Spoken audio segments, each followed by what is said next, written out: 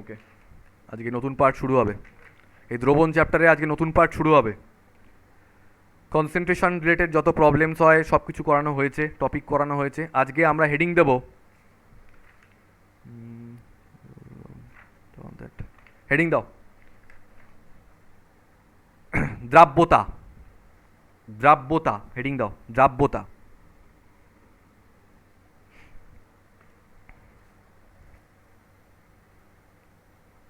দ্রাব্যতা একটু তাড়াতাড়ি পড়াবো।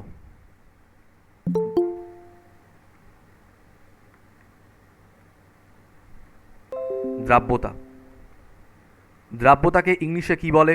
দ্রাব্যতাকে ইংলিশে বলে সলিউবিলিটি। দ্রাব্যতাকে ইংলিশে বলে হচ্ছে সলিউবিলিটি।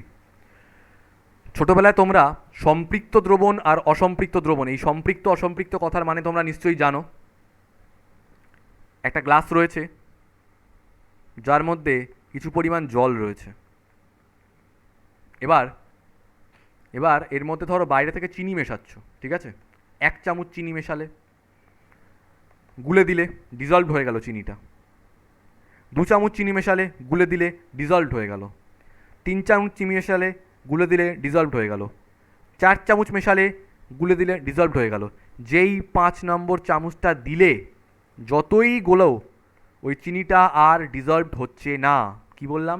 5 নম্বর চামচ দিয়ে, মানে 5 চামচ চিনি যেই ঢাললে আর ডিজলভ হচ্ছে না। কিছু পরিমাণ চিনি থকথকে হয়ে এরকম পড়ে থাকছে, কিছুতেই আর ডিজলভ করা যাচ্ছে না। তার কারণটা কি? চিনির অণুগুলো জলের অণুগুলোর সঙ্গে যুক্ত হয়ে যাচ্ছে, দ্রবীভূত হয়ে যাচ্ছে, ওদের মধ্যে গুঁড়ো গুঁড়ো গুঁড়ো গুঁড়ো হয়ে যাচ্ছে। যেই কারণে এতটাই ক্ষুদ্র হয়ে যায় যে চিনি অণুগুলোকে আর দেখতে পাওয়া যাচ্ছে না।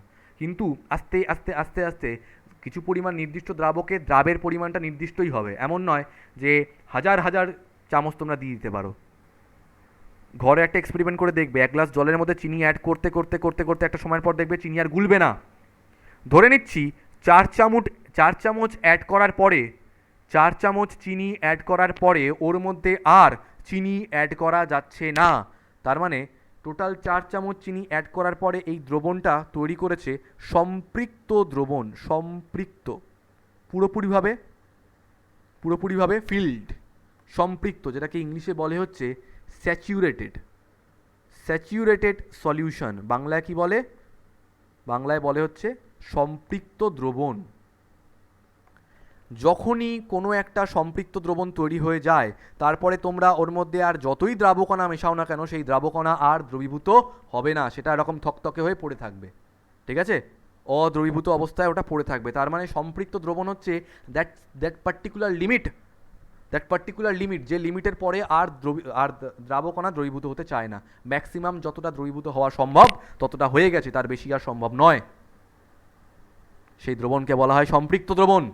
তারপর আর যতই দ্রাবকণা তোমরা অ্যাড করো না কেন, কোনোভাবেই তার মধ্যে ওটা দ্রবীভূত হবে না। আচ্ছা, এবার ধরে নাও আজকে আমি বললাম এই 1 গ্লাস জল, যে কেসটা আমি বলছিলাম একটু আগে, তো এর মধ্যে প্রথমে আমি 1 চামচ চিনি মেশালাম, ঠিক আছে? 1 চামচ চিনি। কি মনে হয় এই 1 চামচ চিনির পরে আরও কি চিনি অ্যাড করা সম্ভব?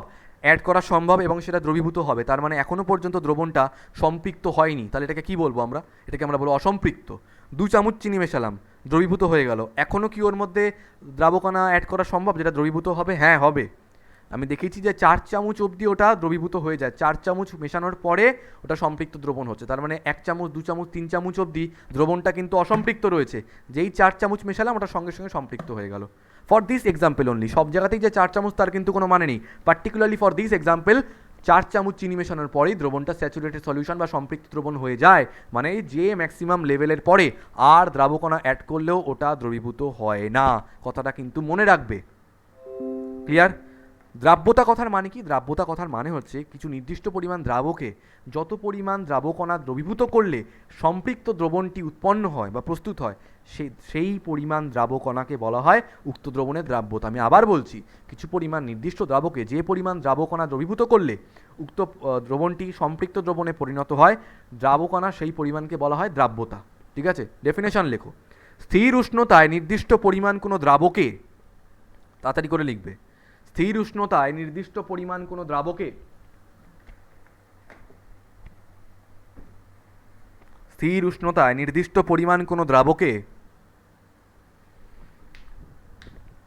সর্বাধিক যে পরিমাণ দ্রাব্য পদার্থ দ্রবীভূত হয়ে স্থির উষ্ণতায় নির্দিষ্ট পরিমাণ কোনো দ্রাবকে সর্বাধিক যে পরিমাণ দ্রাব্য পদার্থ দ্রবীভূত হয়ে সম্পৃক্ত দ্রবণ উৎপন্ন করে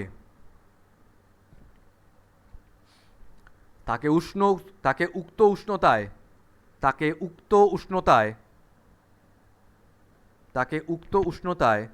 ওই পরিমাণ নির্দিষ্ট দ্রাবকে দ্রাব্য পদার্থটির দ্রাব্যতা বলে। ইংলিশে কি বলে দ্রাব্যতাকে? সলিউবিলিটি। তার মানে পাতি কথায় যদি বলি, কিছু পরিমাণ নির্দিষ্ট দ্রাবকে ম্যাক্সিমাম যত পরিমাণ দ্রাবকণা মিশ্রিত করা যায়। দেখো, চাইলে আজকে আমি 1 গ্লাস জলের মধ্যে 1 বস্তা চিনিও ঢেলে দিতে পারি, কিন্তু সেই 1 বস্তা চিনি কি দ্রবীভূত হবে? না। তাহলে ম্যাক্সিমাম দ্রবীভূত হওয়ার যে লিমিট, সেই লিমিটটাকে বলে দ্রাব্যতা। Is that clear to everyone? Solubility সবাই বুঝতে পেরেছো? হ্যাঁ স্যার। ওকে, সলিউবিলিটি। এবার দ্রবীভবন অনেক রকমের হতে পারে। তরলে তরল পদার্থ, তরলে কঠিন পদার্থ, তরলে গ্যাসীয় পদার্থ। আজকে আমরা যেটা নিয়ে প্রথমত আলোচনা শুরু করছি সেটা হচ্ছে তরলে গ্যাসের দ্রবীভবন। তো হেডিং দাও, তরলে গ্যাসের দ্রবীভবন। তরলে গ্যাসের দ্রবীভবন।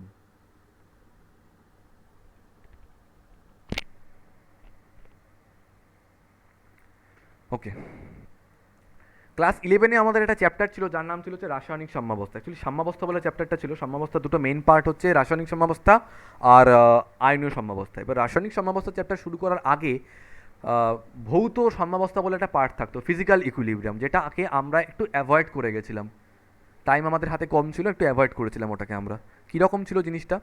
তো আজকে আমি তরলে গ্যাসীয় পদার্থের দ্রবীভবন নিয়ে আমি সেটা বোঝাবো। তরলে গ্যাসীয় পদার্থের দ্রবীভবন মানে কি? তরলে গ্যাসের দ্রবীভবন মানে হচ্ছে তরল পদার্থটা হচ্ছে দ্রাবক আর গ্যাসীয় কণাগুলো হচ্ছে দ্রাব্য পদার্থ। তাহলে আমি এখানে একটা গ্যাস জার টাইপের রাখছি, ঠিক আছে? গ্যাস কন্টেনার টাইপের। ওয়েট, এটা দেখে নাও, তারপরে আঁকবে। That's very simple actually. এটা একটা গ্যাস কন্টেনার।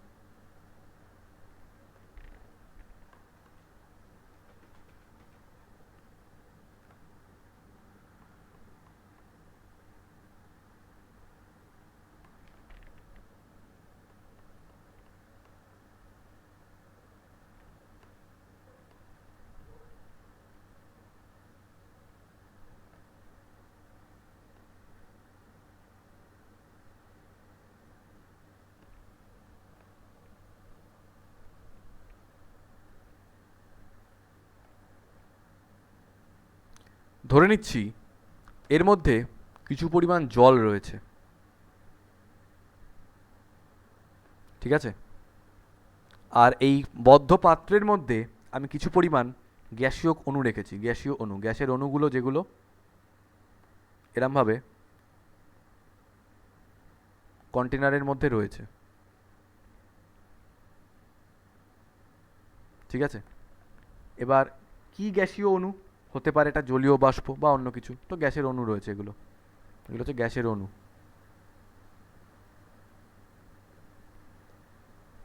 আর এটা হচ্ছে একটা তরল পদার্থ, জল হতে পারে বা অন্য কিছু হতে পারে। এবার কি হচ্ছে সেটাকে বোঝো। আমি এই সেম ফিগারটা আরেক জায়গায় আঁকছি। কেউ আঁকবে না এখন, দেখো আগে। আঁকবে পরে, আগে দেখো কি হচ্ছে। এই যে গ্যাসের যে অণুগুলো রয়েছে না, এই যে গ্যাসের অণুগুলো রয়েছে, এগুলো আস্তে আস্তে এর ভিতরে ডিজলভড হওয়ার চেষ্টা করছে, দ্রবীভূত হওয়ার চেষ্টা করছে। কেন? কারণ গ্যাসের অণুগুলো একে অপরকে ধাক্কা দিচ্ছে, তাই এরা যেগুলো একদম সারফেসের কাছাকাছি রয়েছে, মানে তরল পদার্থের এই পৃষ্ঠতলের কাছাকাছি রয়েছে, তারা আস্তে আস্তে এই তরল পদার্থের মধ্যে দ্রবীভূত হওয়ার চেষ্টা করছে। বাট তার মানে এটা একদমই ভেবে নিও না যে কজন রয়েছে সবাই দ্রবীভূত হয়ে যাবে, এরকম কিছু না। যে কজন রয়েছে সবাই দ্রবীভূত হবে এরকম কোনো ব্যাপার নয়, কিন্তু কেউ কেউ দ্রবীভূত হবে। যারা যারা রয়েছে তাদের মধ্যে কেউ কেউ দ্রবীভূত হবে, সবাই হবে না। এবার এই ফিগারটা থেকে এই ফিগারটা একটা ডিফারেন্স আমি দিচ্ছি, সেটা হচ্ছে অনেকগুলো গ্যাসীয় অণুই এর মধ্যে দ্রবীভূত হয়ে গেছে অলরেডি। ঠিক আছে, সব হয়েছে বলছি না, কিছু কিছু হয়েছে। তার জন্য দেখো এই উপরটানটা ফাঁকা হয়ে গেছে। এরপরে কি হবে জানো? এরপরে একটা অদ্ভুত টাইপের দ্রবণ তৈরি হবে, যখন যে গ্যাসীয় অণুগুলো দ্রবীভূত হয়ে গেছে সেগুলো লাফিয়ে বাইরে বেরিয়ে আসতে চাইছে অণু হিসেবে। আবার যেগুলো অদ্রবীভূত অবস্থায় রয়েছে সেগুলো আবার দ্রবীভূত হতে চাইছে। অ্যারোগুলো লক্ষ্য করো, ঠিক উল্টো উল্টো। ভিতরের অণুগুলো বাইরে বেরোনোর চেষ্টা করছে, আর বাইরের অণুগুলো ভিতরে আসার চেষ্টা করছে। এবং একটা অদ্ভুতভাবে জিনিসটা হবে একটা সার্টেন টাইমের পরে, যে পরিমাণ গ্যাসের অণু বাইরে বেরোনোর চেষ্টা করছে তরল থেকে, সেই একই পরিমাণ গ্যাসের অণু আবার তরলের ভিতরে ঢোকার চেষ্টা করছে। মানে একটা অদ্ভুত টাইপের ফ্লো হচ্ছে। মানে দেখো, তরল থেকে তরল আর গ্যাসীয় পদার্থের মধ্যে একটা সাম্যাবস্থার সৃষ্টি হচ্ছে। কীরকম সাম্যাবস্থা? যেগুলো অদ্রবীভূত অবস্থায় রয়েছে সেগুলো তরলে আসার চেষ্টা করছে, আর যেগুলো দ্রবীভূত অবস্থায় রয়েছে সেগুলো তরল থেকে বেরিয়ে যাওয়ার চেষ্টা করছে। সেম রেটে জিনিসটা হচ্ছে, এটাকে বলা হয় হচ্ছে সাম্যাবস্থা। এটা একটা সাম্যাবস্থা রচিত হয়েছে, সাম্যাবস্থা। কি বললাম তাহলে? তরল এবং গ্যাসীয় পদার্থের এখানে একটা সাম্যাবস্থা সৃষ্টি হয়েছে, যেখানে অদ্রবীভূত কণাগুলো তরলে দ্রবীভূত হওয়ার চেষ্টা করছে, আর আর দ্রবীভূত কণাগুলো বাইরে বেরিয়ে আসার চেষ্টা করছে। এবার ছবিটা আঁকো, তরলে গ্যাসের দ্রবীভবন বলে এই ছবিটা আঁকো।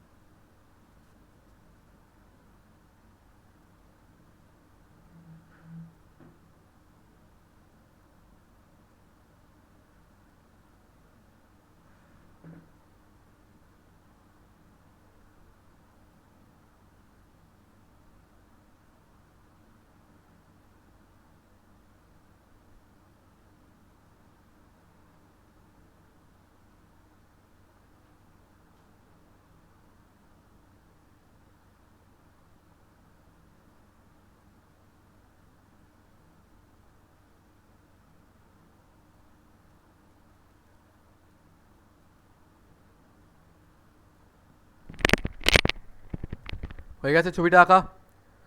তাহলে তরলে গ্যাসের দ্রবীভবনটা আমরা কিছুটা বুঝতে পেরেছি। শুধু এই কথাটা মনে রাখবে, যারা অদ্রবীভূত অবস্থায় রয়েছে তারা দ্রবীভূত হওয়ার চেষ্টা করছে, যারা দ্রবীভূত অবস্থায় রয়েছে তারা অদ্রবীভূত হওয়ার চেষ্টা করছে, আর জিনিসটা সেম রেটে হচ্ছে, তাই একটা সাম্যাবস্থার সৃষ্টি হচ্ছে। এইবার এই দ্রবীভবনের উপরে আমরা আস্তে আস্তে করে কিছু প্রভাব দেখব, যে উষ্ণতার কীরকম প্রভাব পড়ে, চাপের কীরকম প্রভাব পড়ে, সেগুলো আস্তে আস্তে আমরা দেখার চেষ্টা করি। যেমন ধরো, তোমাদেরকে যেটা ছোট্ট গল্প বলি, যদি আজকে এই সাম্যাবস্থার উপর, হ্যাঁ, যদি আজকে এই সিস্টেমটাকে বাইরে থেকে হিট দেওয়া হয়, মানে এই জলের বা এই তরলের উষ্ণতা যদি আস্তে আস্তে বাড়ানো হয়, তাহলে তরলের উষ্ণতা বাড়ালে এমনিই আস্তে আস্তে ওটা বাষ্পীভূত হওয়ার চেষ্টা করে, আর ওর ভিতরে যে গ্যাসের অণুগুলো দ্রবীভূত রয়েছে সেগুলো তো আরও লাফিয়ে উঠে চলে যাওয়ার চেষ্টা করবে, তাই না? তাহলে জানবে সবসময় একটা জিনিসটা মনে রেখো, যে যেখানে তরলের মধ্যে গ্যাসীয় অণু দ্রবীভূত হয়ে রয়েছে, সেই তরল পদার্থের উষ্ণতা যদি তুমি বৃদ্ধি করতে থাকো, তাহলে উষ্ণতা বৃদ্ধির সাথে সাথে কিন্তু দ্রাব্যতা হ্রাস পেতে থাকে। তাই এখানে লেখো উষ্ণতার প্রভাব, লেখো উষ্ণতার প্রভাব, উষ্ণতার প্রভাব। তাহলে আমি কি বললাম? এই সাম্যাবস্থায় থাকা তরলে গ্যাসীয় পদার্থে যদি অণু দ্রবীভূত থাকে, সেক্ষেত্রে উষ্ণতা তোমরা যত বাড়াবে, দ্রাব্যতা কিন্তু হ্রাস পেতে থাকবে। দ্রাব্যতা জিনিসটা কি? দ্রাব্যতা মানে হচ্ছে ধরো এই তরল পদার্থের মধ্যে ম্যাক্সিমাম এতগুলো গ্যাসের অণুই কিন্তু দ্রবীভূত হতে পারে, এর বেশি পারে না। নর্মালি এর বেশি আর পারে না, কারণ যদি পারতো তাহলে আরও দ্রবীভূত হতো, কিন্তু সেটা কিন্তু হচ্ছে না। হচ্ছে কিন্তু ধরো আজকে তোমাকে বললাম যে ম্যাক্সিমাম আমার পকেটে দুটো মোবাইল থাকতে পারে, এই পকেটে একটা, এই পকেটে একটা, ঠিক আছে। এবার কেউ একজন আমার একটা মোবাইল নিয়ে নিল, আবার কেউ একটা সেই মোবাইলটা দিয়ে দিল, তাহলে দুটো মোবাইলই রয়েছে। এবার ধরো কেউ বলছে না না তুই তিনটে মোবাইল রাখ না, বললাম দাঁড়া তাহলে একটা মোবাইল ফেলি তারপরে নিতে পারবো, তিনটে মোবাইল একসঙ্গে আমি পারবো না। সেরকমভাবে এই গ্যাসীয় এই তরলের মধ্যে যে কটা গ্যাসের অণু থাকতে পারে ওই কটাই থাকছে কনস্ট্যান্ট। ধরো এই সময় 10টা ছিল, একটা উঠে গেল, 9টা হলো, তো উপর থেকে আবার একটা চলে এলো, সেম রেটে হচ্ছে ব্যাপারটা সব সময়, সাম্যাবস্থা থাকছে। কিন্তু যদি উষ্ণতা বাড়িয়ে দাও তাহলে যেখানে 10টা অণু থাকতে পারছিল সেখানে এখন 10টা জায়গায় হয়তো 7টা 8টা থাকবে, আরও কমে যায়, সব বাইরে লাফিয়ে বেরিয়ে যাচ্ছে। তাহলে উষ্ণতা বাড়ানোর সঙ্গে সঙ্গে কিন্তু দ্রাব্যতা হ্রাস পায়। তাই লিখে রাখো,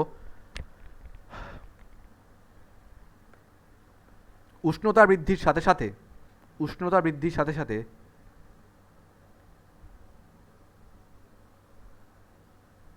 উষ্ণতা বৃদ্ধির সাথে সাথে তরলে গ্যাসের দ্রাব্যতা হ্রাস পেতে থাকে। তরলে গ্যাসের দ্রাব্যতা হ্রাস পেতে থাকে।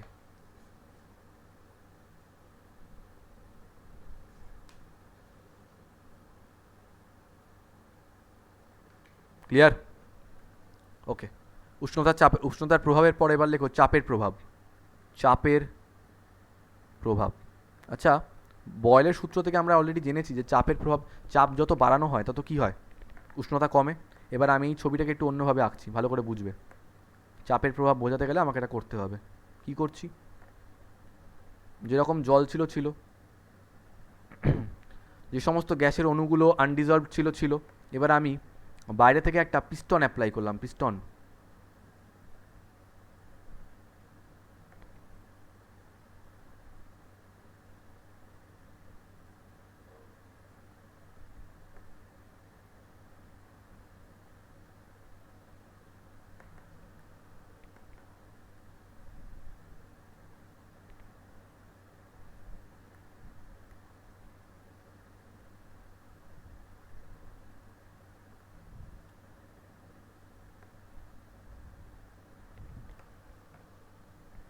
বাইরে থেকে একটা প্রেশার অ্যাপ্লাই করছি, ঠিক আছে।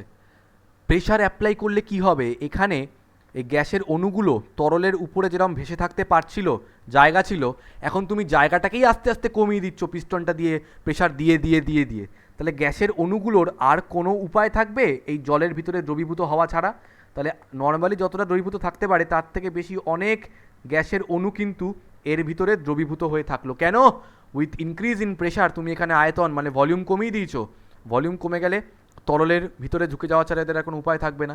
এই যে ফ্রি যে স্পেসটা ছিল যেখানে ওরা ভেসেছিল, সেই ফ্রি স্পেসটাই আর নেই, সব গ্যাসের অণুগুলো তরলের ভিতরে জোর করে দ্রবীভূত হয়ে গেছে। হ্যাঁ, যেই মুহূর্তে তুমি পিস্টনটা সরিয়ে নেবে আবার জলের অণুগুলো বাইরে চলে আসবে, কিন্তু যতক্ষণ পর্যন্ত তুমি এই পিস্টনটা দিয়ে প্রেশারটা দিয়ে রেখেছো ওই গ্যাসের অণুগুলোর আর কোনো উপায় নেই, ওরা এই জলের অণুর মধ্যেই, জলের এই তরলটার মধ্যেই দ্রবীভূত অবস্থায় থাকবে। তার মানে একটা জিনিস আমরা বুঝতে পারছি স্যার, যে চাপ যত বাড়াবো দ্রাব্যতা কিন্তু অ্যাবনর্মালি হলেও বাড়ছে, চাপ যত বাড়াবো দ্রাব্যতা কিন্তু তত বাড়ছে, চাপ যত কমাবো দ্রাব্যতা কমে যাবে। তাই লিখে রাখো চাপের প্রভাবে, এই কথাটা সবাই বুঝতে পেরেছো আশা করি, যে যত চাপ বাড়ানো হবে তত কিন্তু গ্যাসের দ্রাব্যতা বাড়বে।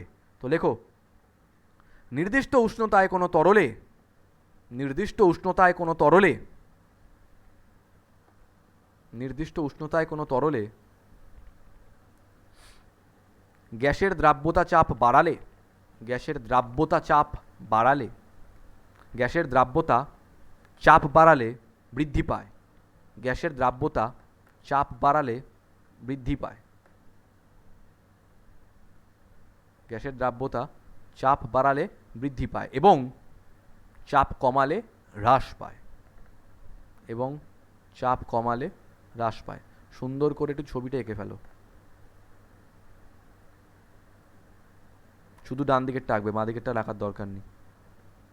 তার মানে কি স্যার একটাও অদ্রবীভূত অবস্থায় থাকবে না? কেন থাকবে না, আছে, কিন্তু সংখ্যায় অনেক কম, আগের থেকে অনেক কম হয়ে গেছে, বেশিরভাগই সব নিচের দিকে দ্রবীভূত হয়ে গেছে। এঁকে ফেলো ছবিটা, এইটা আঁকবে না কিন্তু। কিছু কণা এখনও অদ্রবীভূত অবস্থায় রয়েছে, প্রেশার যত আরও বাড়াবে ওগুলো দ্রবীভূত হয়ে যাবে।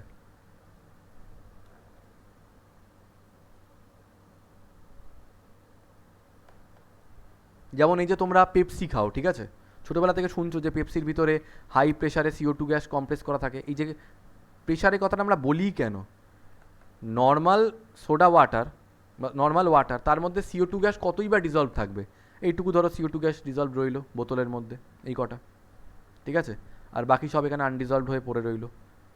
এবার তুমি ধরো একটা জোর করে এখান থেকে প্রেশার অ্যাপ্লাই করলে, প্রেশার অ্যাপ্লাই করে বোতলের মুখটাকে সিল করে দিলে, বোতলের মুখটা সিল করলে কেন, যাতে ওই প্রেশারটা বেরিয়ে না যায়।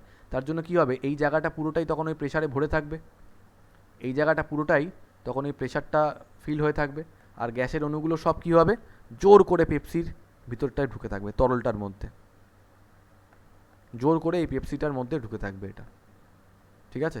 এবার যেই মুহূর্তে কোনো একটা বটল ওপেনার দিয়ে তোমরা এই ঢাকনাটাকে খুলবে, সঙ্গে সঙ্গে এই জায়গাটা কী হবে, এই জায়গাটা রিলিজ করে যাবে, প্রেশারটা আবার রিলিজ করে গিয়ে নর্মাল অ্যাটমসফেরিক প্রেশারের মতো হবে। আর তখন সঙ্গে সঙ্গে এই যে কটা বাবল এখানে মানে যে কটা CO2 মলিকুল এখানে ছিল, সব কটা নয়, কিছু কিছু অদ্রবীভূত কিছু কিছু দ্রবীভূত থাকবে, বাট ম্যাক্সিমাম হুশ করে বেরিয়ে আসবে। এর জন্য আমরা একটা ফিজিং সাউন্ড পাই, একটা ফিজিং সাউন্ড পাই আমরা। তাহলে কেন, কারণ উচ্চ চাপে ওখানে CO2 গ্যাসকে ওর ভিতরে দ্রবীভূত করে রাখা হয়, জোর করে দ্রাব্যতা বাড়িয়ে রাখা হয়। যেই চাপটা রিলিজ করে যাচ্ছে, চাপ হ্রাস পেলে ওই গ্যাসের অণুগুলো আবার বেরিয়ে আসে। Is that clear to everyone? তাহলে চাপের প্রভাব বাড়ালে দ্রাব্যতা বাড়ে, এই কথাটা সবাই বুঝতে পেরেছো? হ্যাঁ স্যার। বাকিরা বুঝতে পেরেছো?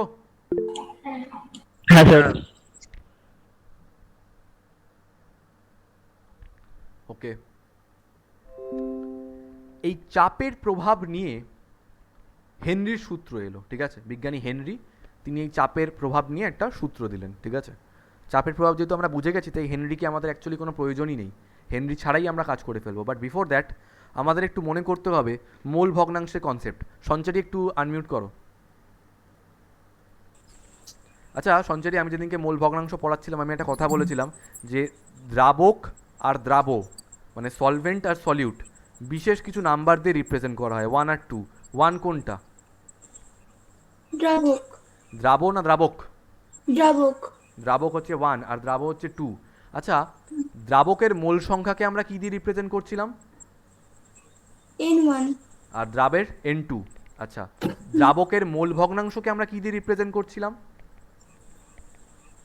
N1 by N1 plus N2। X1। x1 দিয়ে রিপ্রেজেন্ট করছিলাম, x1 = n1 by n1 plus n2। আর ওটা আছে x2টা হচ্ছে দ্রাবেরটা হচ্ছে x2 = n2 by n1 plus n2। তাহলে তোমরা সবাই একবার একটু পারলে মোল ভগ্নাংশটা দেখে নাও। আমি কি বলেছিলাম যে যে দ্রাবকের মোল সংখ্যাকে আমরা n1 দিয়ে রিপ্রেজেন্ট করব, আর দ্রাবের মোল সংখ্যাকে আমরা n2 দিয়ে রিপ্রেজেন্ট করব। দ্রাবকের মোল ভগ্নাংশ হবে হচ্ছে x1 = n1 by n1 plus n2, আর দ্রাবের মোল ভগ্নাংশ হবে হচ্ছে x2 = n2 by n1 plus n2। তো এখন x1 plus x2 হবে হচ্ছে, যাক এটা এখন আর দেখিয়ে লাভ নেই যে x1 plus x2 1 হবে। এবার একটা কথা বোঝার চেষ্টা করো, এটা কি? স্যার এটা হচ্ছে দ্রাবের মোল ভগ্নাংশ। আমাকে একটা কথা বলবে, বৈশালী আমাকে বলবে, দুটো গ্লাস রয়েছে, গ্লাস 1 অ্যান্ড গ্লাস 2, মন দিয়ে সবাই শুনবে, হ্যাঁ, সবাই বুঝতে পারবে এটা। এখানে একটা তরল রয়েছে, এখানে ওই সেম তরল সেম পরিমাণে রয়েছে। গ্যাসের পদার্থের অণুগুলো এখানে সব বেশিরভাগ অদ্রবীভূত অবস্থায় রয়েছে, দু একটা এখানে দ্রবীভূত রয়েছে, আর এখানে বেশিরভাগই দ্রবীভূত হয়ে গেছে। বৈশালী আমাকে বলো তো যে গ্লাস 1 আর গ্লাস 2 কোথায় কোথায় দ্রাবের মোল ভগ্নাংশ বেশি হবে?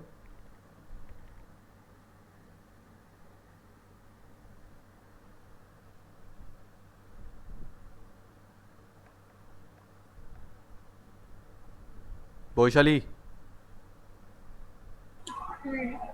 বলো,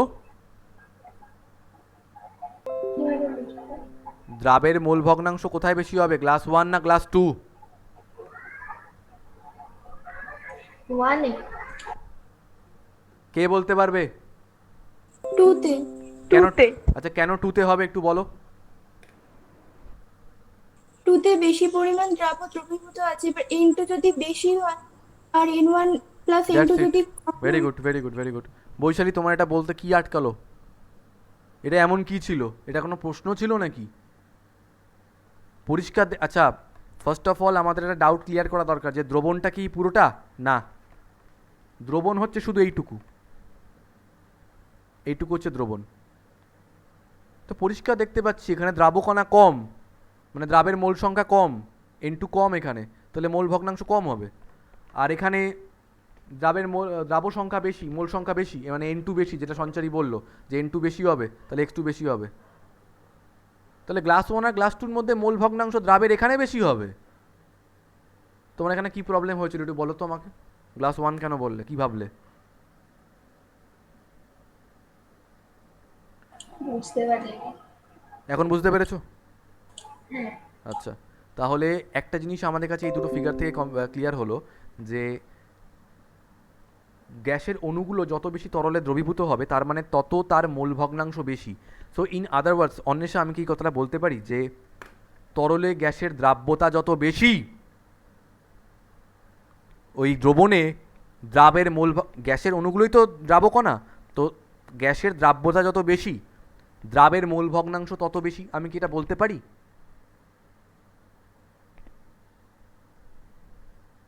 অন্বেষা বলো, বলতে পারি কি? হ্যাঁ, ভেরি গুড। তার মানে যত বেশি বেশি করে গ্যাসীয় অণুগুলো দ্রবীভূত হবে, দ্রাব্যতা যত বাড়বে তত বেশি দ্রাবের মোল ভগ্নাংশ বাড়বে। পরিষ্কার কথা এটা। তো স্যার হঠাৎ করে এত মোল ভগ্নাংশ কেন করছো? মোল ভগ্নাংশ এই জন্যই করছি, দ্রাব্যতা ফিজিক্যালি এক্সিস্ট করলেও ম্যাথমেটিক্যাল ওর কোনো টার্ম নেই। দ্রাব্যতার একক বলে কিছু হয় না, দ্রাব্যতার কোনো প্যারামিটার হয় না। দ্রাব্যতাকে আমরা ফিজিক্যালি বোঝাতে পারি যে যত পরিমাণ দ্রাব্য দ্রবীভূত হলে সম্পৃক্ত দ্রবণ তৈরি হয় তাকে বলে দ্রাব্যতা, কিন্তু দ্রাব্যতার কোনো ম্যাথমেটিক্যাল প্যারামিটার নেই। যেমন মোল ভগ্নাংশকে এক্স দিয়ে রিপ্রেজেন্ট করা হয়, কনসেন্ট্রেশনকে সি দিয়ে রিপ্রেজেন্ট করা হয়, টেম্পারেচারকে টি দিয়ে রিপ্রেজেন্ট করা হয়। দ্রাব্যতার ওরকম কোনো প্যারামিটার নেই, ওর কোনো ভ্যালু হয় না। সেই জন্য আমরা দ্রাব্যতার কাছাকাছি একটা টার্ম খুঁজে বার করার চেষ্টা করলাম, দেখলাম আরে এই তো রয়েছে মোল ভগ্নাংশ, এই তো মোল ভগ্নাংশ রয়েছে। কার মোল ভগ্নাংশ? দ্রাবকের নাকি? না, দ্রাব্যতা কার হয়? দ্রাবের হয়, তাই দ্রাবের মোল ভগ্নাংশ। তাই কোনো একটা দ্রবণে তরলে গ্যাসের দ্রাব্যতা যত বেশি তত ওই দ্রবণে দ্রাবের মোল ভগ্নাংশ তত বেশি, মানে দ্রাব্যতা যত বেশি হবে মানে বেশি বেশি করে কণাগুলো দ্রবণের মধ্যে আসছে, দ্রাব্যতা যত বেশি মোল ভগ্নাংশ দ্রাবের তত বেশি, দ্রাব্যতা যত কম মোল ভগ্নাংশ তত কম। Keep that in your mind. যতক্ষণ না পর্যন্ত এটা বুঝবো যে দ্রাব্যতা, লিখে রাখো, দ্রাব্যতা বৃদ্ধির সাথে সাথে দ্রবণে, দ্রাব্যতা বৃদ্ধির সাথে সাথে দ্রবণে দ্রাবের মোল ভগ্নাংশ বৃদ্ধি পায়। দ্রাবের মোল ভগ্নাংশ ব্র্যাকেটে লিখবে x2, দ্রাবের মোল ভগ্নাংশ ব্র্যাকেটে লিখবে x2 বৃদ্ধি পায়। দ্রাবের মোল ভগ্নাংশ বৃদ্ধি পায়। এবার এবার হেনরির সূত্রে যাওয়ার আগে তাহলে একটা জিনিস আমাদের কাছে ক্লিয়ার যে দ্রাব্যতা বৃদ্ধি পাওয়া মানেই মোল ভগ্নাংশ বৃদ্ধি পাওয়া। আমি জাস্ট সঞ্চারীকে একটা জিনিস জিজ্ঞেস করবো। সঞ্চারী, একটু আনমিউট করো। এই মাত্র আমি তোমাদেরকে চাপের প্রভাব পড়ালাম। সঞ্চারী, আমাকে এটা বলো তো, চাপ যদি বাড়াই, ওই যে খালি জায়গাটা যেটা ছিল, যে খালি আয়তনটা ছিল, সেই আয়তনটা বাড়বে না কমবে? কমবে। আয়তন যদি কমে তাহলে গ্যাসের অণুগুলো অদ্রবীভূত হয়ে থাকতে পারবে না, ওরা বাধ্য হবে দ্রবীভূত হতে। দ্রাব্যতা বাড়বে না কমবে? বাড়বে। দ্রাব্যতা বাড়ছে। দ্রাব্যতা বাড়লে দ্রাবের মোল ভগ্নাংশ বাড়বে না কমবে? বাড়বে। আর মিউট করে দাও, এই মিউট করে দাও।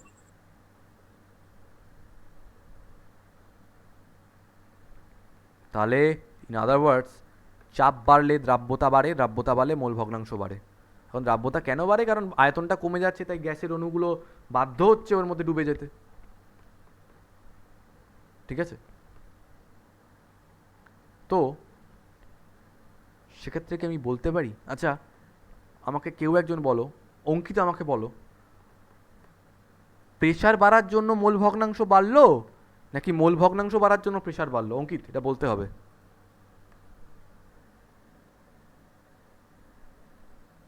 স্যার প্রেশার বাড়ানোর জন্য মোল ভগ্নাংশ বাড়লো। ইয়েস, এটা কিন্তু খুব ইম্পর্টেন্ট একটা কথা। মানে আজকে আমরা রিলেশনটা অনেকে মনে করি যে এক্স প্রপোর্শনাল টু ওয়াই আর y proportional to x. Sir এই দুটো তো একই কথা, প্রচুর বইতেও এটা লেখা রয়েছে। যেমন বলবো, তোমাদের ফিজিক্সে আছে না ওহমের সূত্র, দেখবে এরপরেই কারেন্ট ইলেকট্রিসিটি চ্যাপ্টার বলে আছে তোমাদের, ওখানে দেখবে করাবে ওহমের সূত্র। লিখবে ভি প্রপোর্শনাল টু আই আর আই প্রপোর্শনাল টু ভি, বলবে একই জিনিস। মোটেও একই জিনিস নয়। বিভব প্রভেদ থাকে তাই কারেন্ট হয়। বিভব প্রভেদ যত বাড়বে না, কারেন্টের মান তত বাড়বে। বিভব প্রভেদ যদি কম হয়, কারেন্টের মান তত কম হবে। তার মানে কারেন্টের মানটা বিভব প্রভেদের মানের উপর নির্ভরশীল, বিভব প্রভেদের মানটা কারেন্টের উপর নির্ভরশীল নয়। যারা এটা বলে এটা ভুল বলে। তাহলে স্যার এটা যদি হয় তাহলে ভি ইজ টু আই আর কেন লিখছে? ভুল লিখছে। জিনিসটা এরকম হয়ই না। রিলেশনটা হচ্ছে আই প্রপোর্শনাল টু ভি। বই কী করে দেখো, বলে হচ্ছে তড়িৎ প্রবাহ মাত্রা বিভব প্রভেদের সঙ্গে সমানুপাতিক, তাই বিভব প্রভেদও তড়িৎ প্রবাহ মাত্রার সমানুপাতিক। ব্যাঙের মাথা, এটা লিখতেই পারি না আমরা। তাহলে স্যার এটা কি করে হচ্ছে? পরে বলবো, একদিন গল্প হবে এটা নিয়ে। যারা এটা বলে তারা ভুল বলে। So x proportional to y আর ওয়াই প্রপোর্শনাল টু এক্স মোটো কথাটা ঠিক নয়। এক্স প্রপোর্শনাল টু ওয়াই কথার মানে কি জানো? এর মানে হচ্ছে ওয়াই এর মানের উপর এক্স এর মান নির্ভরশীল, আর ওয়াই প্রপোর্শনাল টু এক্স মানে হচ্ছে এক্স এর মানের উপর ওয়াই এর মান নির্ভরশীল। আজকে যদি এরকম একটা মানে, এটার মানেটা কীরকম, যারা বলছে না যে x proportional to y, y proportional to x, এই কথাটার মানেটা কীরকম দাঁড়াচ্ছে আমি তোমাদের বলি। ধরো আজকে আমার রেজাল্ট, মানে এই কথাটা বোঝা দরকার। ধরো আজকে আমার রেজাল্ট বেরোলো, রেজাল্টে ধরো আমি ফেল করলাম, ঠিক আছে? রেজাল্টে আমি ফেল করলাম, বাড়িতে এলাম, আমাকে মানে জামা কাপড় কাচার মতো মেলে দিল একদম, ঠিক আছে? কাপড় কেচে মেরে দিল আমাকে একদম, মানে মারাত্মক মারলো, মেরে শেষ করে দিল। তো এবার যদি কেউ জিজ্ঞেস করে যে স্যার তুমি মার খেলে কেন? ফেল করেছি তাই। তাই আমার মার খাওয়াটা নির্ভর করছে আমার রেজাল্টের উপরে। কিন্তু আজকে যদি আমি তোমাদের ঘুরিয়ে এই কথাটা বলি, তোমরা ধরো আমাকে জিজ্ঞেস করলে স্যার তুমি ফেল করলে কেন? বললাম ওই যে বাড়িতে এলাম আমাকে মারলো ওই জন্য। এটা কোনো কথা হলো? আরে আমি রেজাল্টটা নিয়ে এসেছি তবে না মারটা খেয়েছি। আজকে ধরো আমি রেজাল্ট নিয়ে এসে দাঁড়িয়ে আছি, আমাকে মারলো, তাহলে কি আমি পাস থেকে ফেল হয়ে যাব নাকি? সো রেজাল্ট ফেল হয়েছে সেই জন্য মার খেয়েছি, মার খাওয়ার জন্য ফেল হয়নি। সেরকমভাবে প্রেশার বেড়েছে তাই দ্রাব্যতা বেড়েছে, তাই মোল ভগ্নাংশ বেড়েছে। পি প্রপোর্শনাল টু, আচ্ছা হ্যাঁ এটা ভালো কথা, প্রেশার বেড়েছে তাই মোল ভগ্নাংশ বেড়েছে। So I should write x two proportional to P, মানে প্রেশার যত বাড়বে মোল ভগ্নাংশ দ্রাবের তত বাড়বে। লোকজন কি করে জানো বইতে? বলে এই দেখ এটা মানেই হলো P proportional to x two, ব্যাঙের মাথা। তার মানে মনে হচ্ছে মোল ভগ্নাংশ বাড়ছে তাই প্রেশার বাড়ছে। এ কি রিডিকুলাস ব্যাপার! প্রেশার বাড়ছে তাই মোল ভগ্নাংশ বাড়ছে, পরিষ্কার কথা। এটাই হেনরির সূত্র। হেনরি কি বলল? সাম্যাবস্থায় থাকা তরল ও গ্যাসের মিশ্রণে, সাম্যাবস্থায় যদি ওর উপর চাপ বৃদ্ধি করা হয় তাহলে দ্রাব্যতা বৃদ্ধি হবে। কি বললাম? চাপ বাড়ানো হলে দ্রাব্যতা বৃদ্ধি পায়। আরে স্যার সে তো আমরা চাপের প্রভাবে অলরেডি পড়ে নিয়েছি। হ্যাঁ পড়ে নিয়েছি তো, হেনরির কোনো এখানে ক্রেডিটই নেই। তার মানে আমরাই বলে দিতে পারছি যে দ্রাব্যতা, এখন দ্রাব্যতা বলে তো স্যার ম্যাথমেটিক্যাল কোনো টার্ম হয় না, সেই জন্য আমরা মোল ভগ্নাংশ নিয়ে নিচ্ছি দ্রাবের। চাপ যত বাড়ানো হচ্ছে মোল ভগ্নাংশ তত বাড়ছে, তাই মোল ভগ্নাংশ, দ্রাবের মোল ভগ্নাংশ প্রযুক্ত চাপের সঙ্গে সমানুপাতিক। এর সঙ্গে হেনরির কি সম্পর্ক আছে? হেনরি এটা বলে বিখ্যাত হয়ে গেল। তো লেখো হেনরির সূত্র, হেনরিজ ল, হেনরির সূত্র লেখো, হেনরির সূত্র। এইটা তার আগে, হেনরির সূত্র আগে এটা অবশ্যই লিখে নিও। হ্যাঁ দেখো হেনরির সূত্র, হেনরি সূত্র, হেনরিজ ল লেখো। ওনার নাম ছিল উইলিয়াম হেনরি, ঠিক আছে? 1803 এটা হয়েছিল। লেখো স্থির উষ্ণতায়, আচ্ছা উষ্ণতা সবসময় স্থির রাখবে, স্থির উষ্ণতায় কোনো তরল দ্রাবকে, স্থির উষ্ণতায় কোনো তরল দ্রাবকে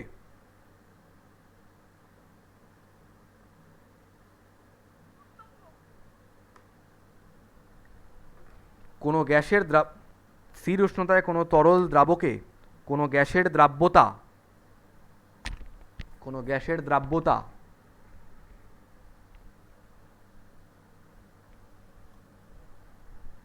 দ্রবণের সঙ্গে সাম্যাবস্থায় থাকা, দ্রবণের সঙ্গে সাম্যাবস্থায় থাকা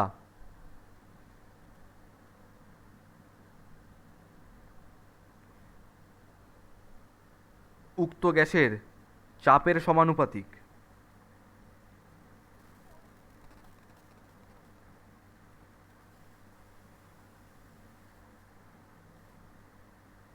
উক্ত গ্যাসের চাপের সমানুপাতিক।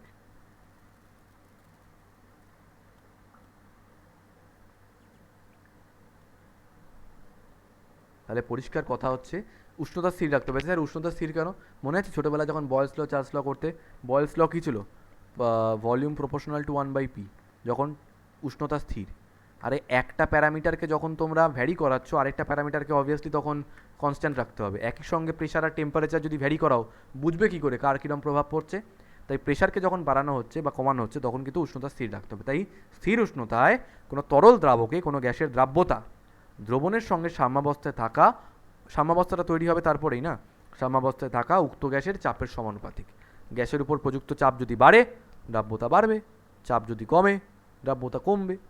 দ্রাব্যতাকে এখানে আমরা মোল ভগ্নাংশ দিয়ে রিপ্রেজেন্ট করছি, তাই লিখছি দ্রাবের মোল ভগ্নাংশ, দ্রাবের মোল ভগ্নাংশ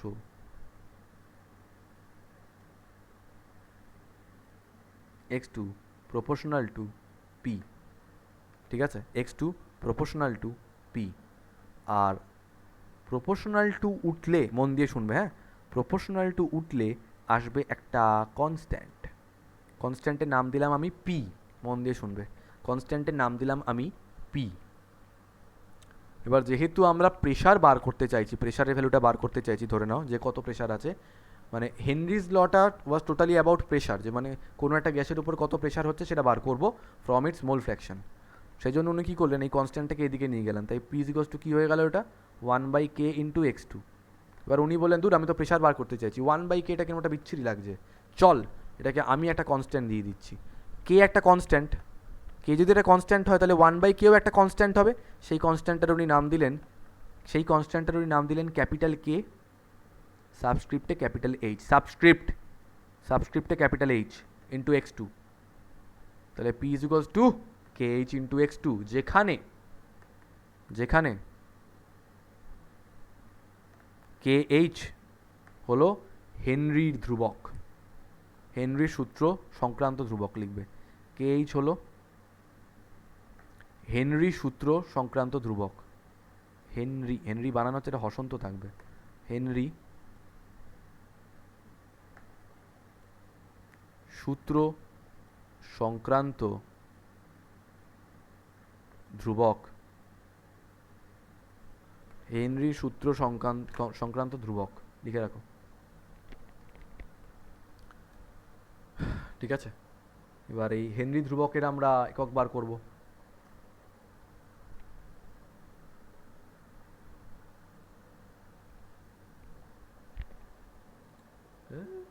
সব আসে এগুলো, হেনরি ধ্রুবকের আমরা একক বার করব।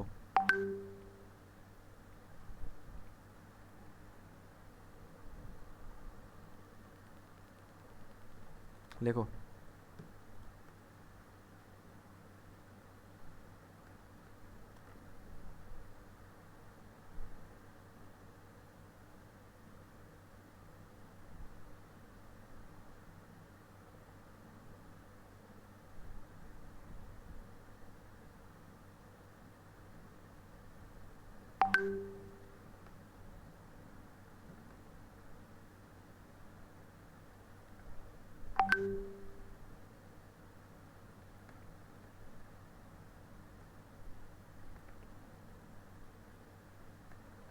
হেনরির সূত্র সংক্রান্ত ধ্রুবকের একক বলতে পারবে কেউ? ধ্রুবকটা কী হবে, এককটা কী হবে? দেখো পি ইজ ইকুয়ালস টু হচ্ছে kh ইন্টু x2, রাইট?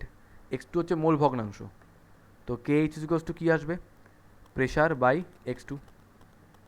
মোল ভগ্নাংশের তো কোনো একক হয় না, চাপের একক কী হতে পারে, এটিএম হতে পারে, বার হতে পারে, টর হতে পারে, সেই জন্য kh এর এককগুলো ওরকমই হবে। তাই kh এর একক কী হবে, এটিএম হতে পারে, টর হতে পারে, বার হতে পারে ইত্যাদি। বার, বার, BAR লিখে রাখো।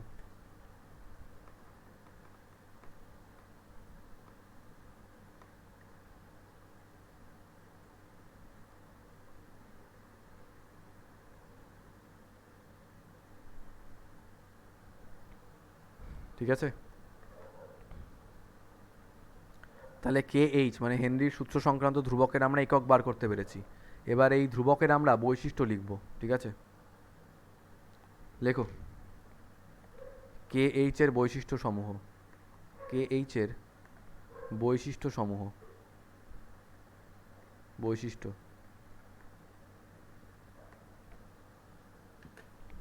চারটে পয়েন্ট আছে, চারটে পয়েন্ট যদি পড়ে রাখো জয়েন্টেও হেল্প হবে। রোমান 1, কে এইচ এর মান গ্যাসের প্রকৃতির উপর নির্ভর করে, লিখে রাখো। নাম্বার 1 দিয়ে লেখো কে এইচ এর মান গ্যাসের প্রকৃতির উপর নির্ভর করে।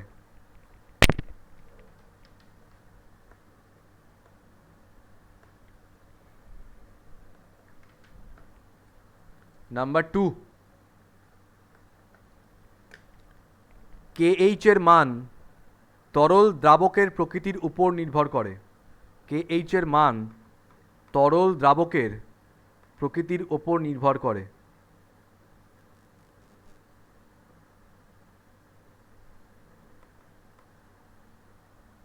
তাহলে কি বললাম? নাম্বার 1 হচ্ছে কে এইচ এর মান গ্যাসের প্রকৃতির উপর নির্ভর করে। নাম্বার 2, কে এইচ এর মান তরল দ্রাবকের প্রকৃতির উপর নির্ভর করে। নাম্বার 3, যদি দুটি গ্যাসের আংশিক চাপ একই হয়,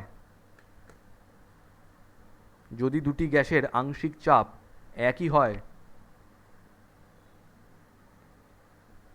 তবে স্থির উষ্ণতায় একটি নির্দিষ্ট তরল দ্রাবকে, তবে স্থির উষ্ণতায় একটি নির্দিষ্ট তরল দ্রাবকে, একটি নির্দিষ্ট তরল দ্রাবকে যে গ্যাসের কে এইচ এর মান, যে গ্যাসের কে এইচ এর মান বেশি তার দ্রাব্যতার মান কম হয়। কে এইচ এর মান যত বেশি হবে দ্রাব্যতার মান তত কম হবে। ঠিক আছে? কি করে এটা আমরা বলতে পারি? একটা জিনিস দেখো, ধরো বললাম Z is equals to x into y. হ্যাঁ, ধরো জেড এর মানটা কনস্ট্যান্ট 100, এক্স এর মান ধরো বললাম 1 ইন্টু 100, তো এক্স এর মান 1, ওয়াই এর মান 100, জেডটা 100ই রইলো, এক্স এর মানটা হয়ে গেল 2, ওয়াই এর মানটা হয়ে গেল 50, এক্স এর মানটা হয়ে গেল 4, ওয়াই এর মানটা হয়ে গেল 25, এক্স এর মানটা হয়ে গেল 5, ওয়াই এর মানটা হয়ে গেল 20। তো লক্ষ্য করে দেখো এক্স যত আস্তে আস্তে বাড়ছে ওয়াই তত আস্তে আস্তে কিন্তু কমছে, রাইট? তো সেরকমভাবেই প্রেশার ইজ ইকুয়ালস টু কী ছিল? Henry's law constant into mole fraction of solute, মানে দ্রাবের মোল ভগ্নাংশ। এটা যদি ধ্রুবক হয়, হেনরিজ ল কনস্ট্যান্ট যত বাড়বে মোল ভগ্নাংশ তত কমবে। হেনরিজ ল কনস্ট্যান্টের মান যত বাড়বে দ্রাবের মোল ভগ্নাংশ তত কমবে। এই একই নিয়ম, এইভাবেই হচ্ছে জিনিসটা। তাই বললো দুটো গ্যাসের মধ্যে যদি দুটোর প্রেশার সেম হয়, প্রেশার যদি সেমও হয়, যার কেইচ এর মান বেশি, কেইচ এর মানটা কার উপর নির্ভর করে? কেইচ এর মানটা নির্ভর করে তরলের উপরে, তাই তো? সরি, গ্যাসের উপরে। তো গ্যাস আর তরল দুটোর উপরেই নির্ভর করে ব্যাপারটা, প্রথম দুটো পয়েন্টেই বলে দিয়েছি। তো যেখানে কেইচ এর মান বেশি হবে সেখানে দ্রাব্যতা কম হবে, আর যেখানে কেইচ এর মান কম হবে সেখানে দ্রাব্যতা বেশি হবে, পরিষ্কার কথা। ফোর্থ পয়েন্ট লেখো, উষ্ণতা বৃদ্ধিতে কেইচ এর মান বৃদ্ধি পায়। উষ্ণতা বৃদ্ধিতে কেইচ এর মান বৃদ্ধি পায়।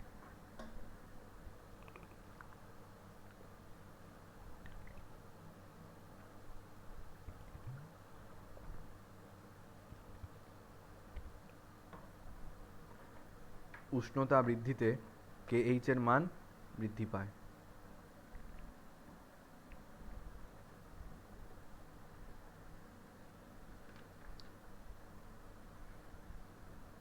সবচেয়ে বড় কথা এটা মনে রাখবে যে উষ্ণতা বাড়ালে দ্রাব্যতা কমতে থাকে, দ্যাটস ইট। এবার আজকে আমরা তিনটে বড় বড় কোশ্চেনের অ্যান্সার লিখব, যেটা করে আজকের মতো আমরা পড়া শেষ করব। হ্যাঁ, কিন্তু তিনটে কোশ্চেন খুব ভাইটাল এবং at the same time it is interesting, আমাদের পারা উচিত প্রত্যেকটা কোশ্চেনের অ্যান্সার। অ্যান্ড ওরা আর কিছুই না, এই হেনরিজ লয়েরই অ্যাপ্লিকেশন। ঠিক আছে? তো হেডিং দাও, হেনরি সূত্রের সাহায্যে কয়েকটি ঘটনার ব্যাখ্যা। হেনরি সূত্রের সাহায্যে কয়েকটি ঘটনার ব্যাখ্যা।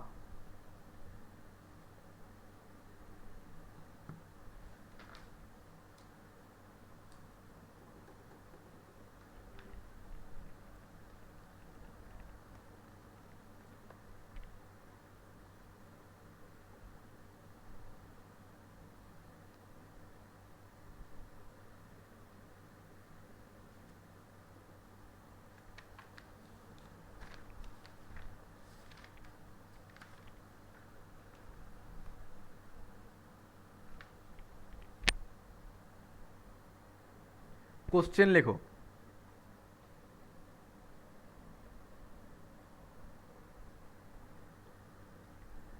কোশ্চেন দিয়ে লেখো। কোশ্চেন নাম্বার 1, সোডা ওয়াটার বোতলের সোডা ওয়াটার বোতলের ছিপি খুললে, ছিপি, ঢাকনা বললেই হয়, ছিপি, সোডা ওয়াটার বোতলের ছিপি খুললে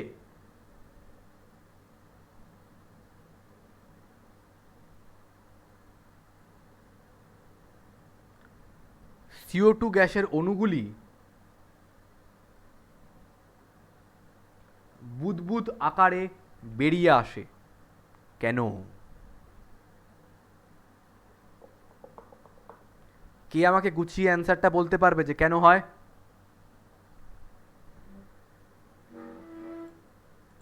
সোডা ওয়াটারের মধ্যে অতিরিক্ত চাপে CO2 গ্যাসের অণুগুলি দ্রবীভূত করা থাকে, যখন চাপ কমানো হয় তখন দ্রব্যতা কমে যায়, তাই জন্য CO2 গ্যাসের অণুগুলি বেরিয়ে আসে। মানে যখন ঢাকনাটা খোলা হচ্ছে, ঢাকনাটাতে খুব জোরে সিল করে দেওয়া থাকে, তাই না? এবার যখন সিলটা খুলে দিচ্ছে, মানে ঢাকনাটা যখন ওপেন করছে, তখন কি হচ্ছে বলতো? তখন ওর মধ্যে শুধুমাত্র নর্মাল অ্যাটমসফেরিক প্রেশার কাজ করছে। আর নর্মাল অ্যাটমসফেরিক প্রেশারটা কিন্তু যেই এক্সেস প্রেশার দিয়ে অ্যাপ্লাই করে, মানে কম্প্রেস করে রাখা ছিল, তার থেকে অনেক কম। নর্মাল অ্যাটমসফেরিক প্রেশার কত হয়? 1 ATM, মানে 76 সেন্টিমিটার এইচজি, মানে 76 সেন্টিমিটার পারস্তম্ভের চাপ, বা 760 মিলিমিটার পারস্তম্ভের চাপ, যেটা কিন্তু কম্পারেটিভলি অনেকটাই কম। আর এই কম হওয়ার জন্য কি হচ্ছে, এই এতটা কম হওয়ার জন্য বোতলের মধ্যে থেকে ওই CO2 গ্যাসের অণুগুলি বুদবুদ আকারে বাইরে বেরিয়ে আসছে। কারণ চাপ কমে গেলে দ্রাব্যতা হ্রাস পায়। বুঝতে পেরেছো সবাই? এটা অ্যান্সারটা লেখো। সোডা ওয়াটার প্রস্তুতির সময়, আমি একটা কথা বলি তার আগে, এটা বলার আগে, তোমরা সবাই আমাকে নোটস পাঠাচ্ছ, আজকেও পাঠাবে। আমি দু একজনের হাতের লেখা, আমি নাম নেব না, দু একজনের হাতের লেখা আমি লক্ষ্য করছি, মানে এই দুনিয়ার মনে হচ্ছে এলিয়েনরা লিখছে। তোমরা কিন্তু 11-12 স্টুডেন্ট, সায়েন্সের স্টুডেন্টদের কোনো দিনই হাতের লেখা সুন্দর করার দরকার নেই। আমি আলপনা আঁকতে বলছি না, না, কিন্তু এরকম যদি হয় হাতের লেখা বোধগম্য হচ্ছে না, সেটা আনঅ্যাকসেপ্টেবল। কেউই অ্যাকসেপ্ট করতে পারবে না এরকম ব্যাপার। এটা তো আর বাচ্চা 1-2, তোমাদের দু একজনের খাতা দেখে মনে হচ্ছে 1-2 খাতা দেখছি। আরেকটা বিষয় হচ্ছে, যেখানে এমন কিছু টার্ম থাকে যেগুলোর মুখে ডিকটেট করার সময় না লোকজন বুঝতে পারে না, সেগুলো আমি এখানে লিখে দিই, ফর্মুলা আমি এখানে লিখে দিচ্ছি, তা সত্ত্বেও দেখছি ভুলভাল টুকছো, আমি এটার মানে বুঝে উঠতে পারছি না। তো নোট করার সময় খুব খেয়াল রাখবে। আর আমি খুব একটা মিনমিন করে পড়াই না, তো আমার ভয়েস খুব ক্লিয়ার থাকে। যদি কোনো টার্ম যদি বুঝতে অসুবিধা হয়, আমাকে ইনস্ট্যান্টলি জিজ্ঞেস করবে। ভুল লিখে রাখলে কিন্তু মুশকিল। এটাই অনলাইন পড়ার সবচেয়ে বড় প্রবলেম। সামনাসামনি পড়লে আমি তাও ঘুরে ঘুরে দেখি লোকের খাতা, কিন্তু অনলাইনে পড়লে এটা দেখতে পাচ্ছি না আমি, যে কারণে ভুলটা কিন্তু ভুলই হয়ে থাকবে, পরে তোমরা সাফার করবে। সো ভালো করে লিখবে লেখাগুলো, নোটসটা ভালো করে নিতে হবে না, কারণ এগুলো তো আমাদের লাগবে। চলো অ্যান্সার লেখো। সোডা ওয়াটার প্রস্তুতির সময় উচ্চ চাপে উচ্চ চাপে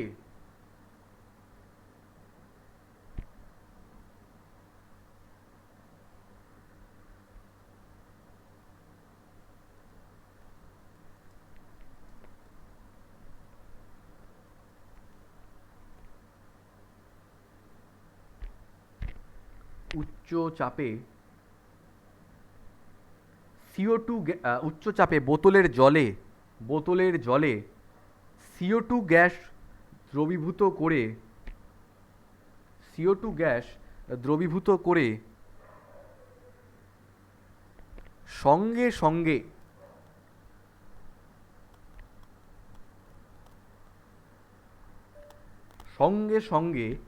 বোতলের মুখ বায়ু নিরুদ্ধ ছিপি দিয়ে বন্ধ করে দেওয়া হয়।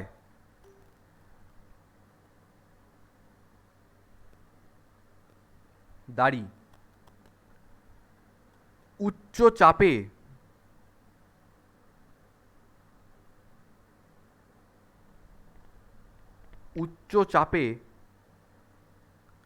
প্রচুর পরিমাণে উচ্চ চাপে প্রচুর পরিমাণে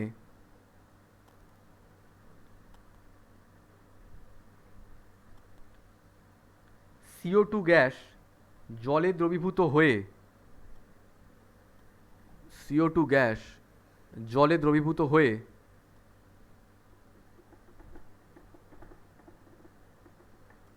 প্রদত্ত সাম্যাবস্থার সৃষ্টি করে, প্রদত্ত সাম্যাবস্থার সৃষ্টি করে। একটা কোলন দিয়ে এটাকে লেখো, দাঁড়াও কোথায় গেল আমার বাবা।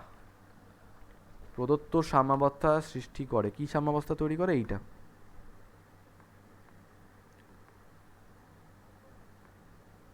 অন্বেষা আমাকে এটা মানেটা বোঝাতে পারবে? এই মানেটা কি, এই যেটা লিখলাম?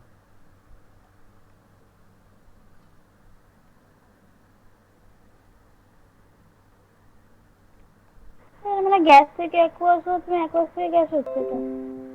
হ্যাঁ, মানে ব্যাপারটা হচ্ছে যে কম্প্রেস করার পরে কি হচ্ছে, বোতলের মধ্যে CO2 গ্যাসগুলো আটকে রয়েছে। এবার সবাই কি দ্রবীভূত হয়ে গেছে? না, কিছু তো অদ্রবীভূত অবস্থায় রয়েছে। সেগুলো দ্রবীভূত হওয়ার চেষ্টা করছে। অ্যাকুয়াস মানে কি, জলীয় দ্রবণে যাওয়ার চেষ্টা করছে। আর সেই একই রেটে জলীয় দ্রবণে দ্রবীভূত থাকা অবস্থায় CO2 অণুগুলো গ্যাসীয় দশায় আসার চেষ্টা করছে। তাহলে দুটো প্রসেসই একসঙ্গে হচ্ছে, গ্যাসীয় দশা থেকে জলীয় দশা, আবার জলীয় দশা থেকে গ্যাসীয় দশা, এটা একসঙ্গে হচ্ছে। তো এটা লিখে রাখো, প্রদত্ত সাম্যাবস্থায় প্রদত্ত সাম্যাবস্থা সৃষ্টি করে, সৃষ্টি করে। দাড়ি দিয়ে লেখো, দাড়ি দিয়ে লেখো। বোতলের ছিপি খুললে চাপ যথেষ্ট পরিমাণে হ্রাস পায়। বোতলের ছিপি খুললে, বোতলের ছিপি খুললে চাপ যথেষ্ট পরিমাণে হ্রাস পায়, হ্রাস পায়।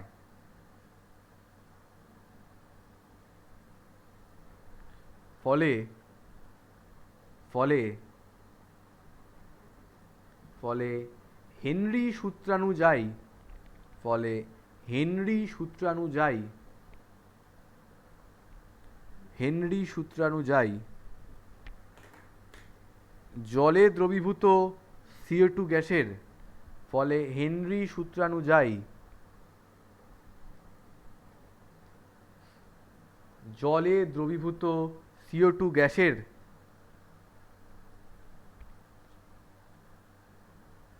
দ্রাব্যতাও হ্রাস পায়। জলে দ্রবীভূত CO2 গ্যাসের দ্রাব্যতাও হ্রাস পায় এবং বুদবুদ আকারে দ্রবণ থেকে বেরিয়ে আসে, বুদবুদ আকারে দ্রবণ থেকে বেরিয়ে আসে।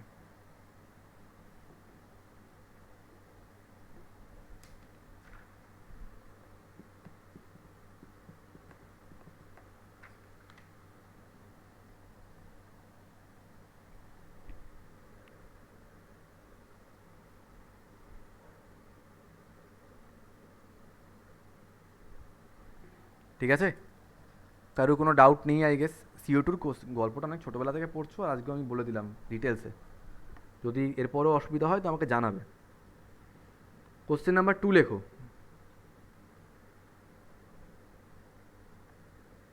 কোশ্চেন নাম্বার 2 লেখো।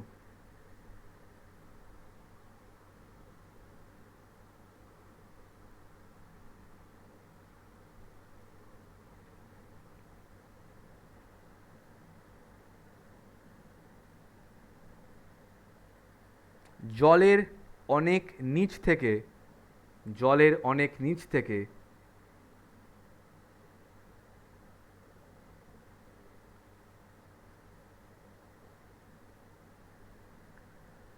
কোনো ডুবুরি, ডুবুরি মানে ডাইভার হয়, ডিপসি ডাইভার, হ্যাঁ, জলের অনেক নিচ থেকে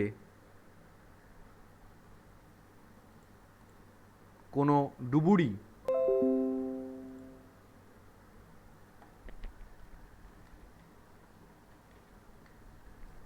হঠাৎ হঠাৎ যদি জলের উপরে উঠে আসে, হঠাৎ যদি জলের উপরে উঠে আসে, হঠাৎ যদি জলের উপরে উঠে আসে,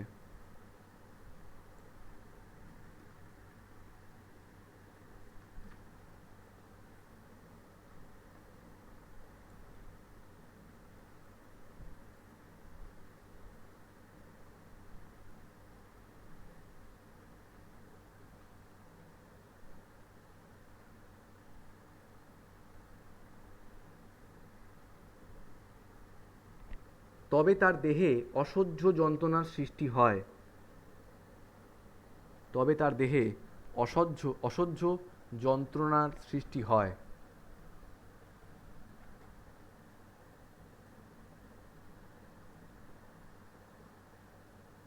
এর কারণ কি? দাঁড়িয়ে দিয়ে লেখো, এর কারণ কি?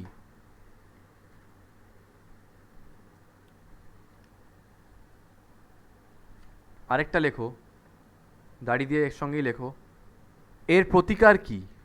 এর প্রতিকার কি? কোশ্চেনটা সবাই একবার মন দিয়ে পড়ো। কে আমাকে এর অ্যান্সারটা দিতে পারবে আমাকে বলো, কিন্তু পুরো পারফেক্ট অ্যান্সার, পারফেক্ট মানে গুছিয়ে বলতে হবে। প্রত্যেকে কোশ্চেনটা পড়ো একবার।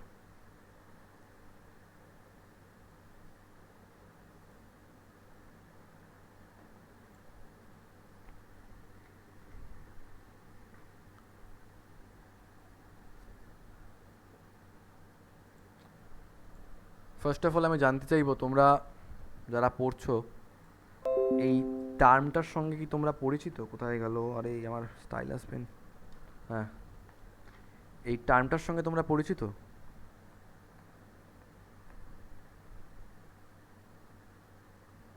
Scuba diving.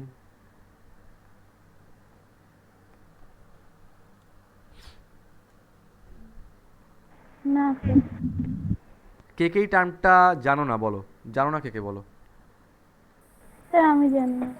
আচ্ছা, গোয়া টোয়াতে যদি যাও কখনো, এখন অনেক জায়গাতেই হয়েছে এগুলো। পাতি কথায় যদি বলি স্কুবা ডাইভিং মানে কি, আচ্ছা স্কুবা কথার মানে তোমাকে পরে বলছি। ওই যে আমরা ন্যাশনাল জিওগ্রাফিতে দেখি, ধরো তোমাকে আজকে আমি বললাম এইটা, একটা ছবি দেখাচ্ছি, তেরি কম্পিউটার জ্বালিয়ে মারে আমাকে।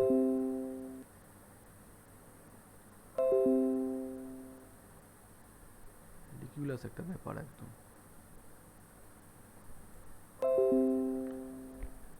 ওকে, কখন এদেরকে দেখোনি বলতে চাইছো? নিশ্চয়ই দেখেছো। হ্যাঁ হ্যাঁ দেখি। অবশ্যই। এখন দেখো একদম জলের একদম নিচে নেমে গেছে, বেসিক্যালি এদেরকে যেটা বলা হয় সেটা হচ্ছে ডিপ সি ডাইভার, ঠিক আছে? ডিপ সি ডাইভার বলা হয়।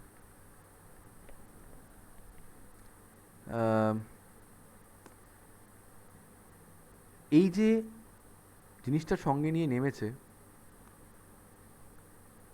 This is the air cylinder, okay? কেউ কেউ একটা নিয়ে নাবে, কেউ কেউ পেয়ার নিয়ে নাবে, দুটো থাকে।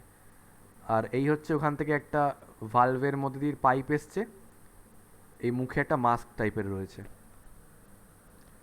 এই অ্যাপারেটাসটাকে বলা হয় হচ্ছে স্কুবা। স্কুবা বলা হয় যেহেতু এই স্কুবা এই যে এটা হচ্ছে তোমাদের স্বয়ংক্রিয় শ্বাসযন্ত্র, যেটা দিয়ে তোমরা জলের নিচে শ্বাস প্রশ্বাস নিতে পারবে। যেহেতু স্কুবা নিয়ে ওরা জলের নিচে নামে, সেই জন্য তাদেরকে স্কুবা ডাইভারও বলা হয়। কি বলা হয় ওদেরকে? Scuba diver. আজকে বুঝতে পারলে তাহলে স্কুবা ডাইভিং কাকে বলে। এই স্কুবা অ্যাপারেটাসটা নিয়ে যখন তোমরা নিচে নামবে জলের নিচে, তোমাদেরকে বলা হবে স্কুবা ডাইভার।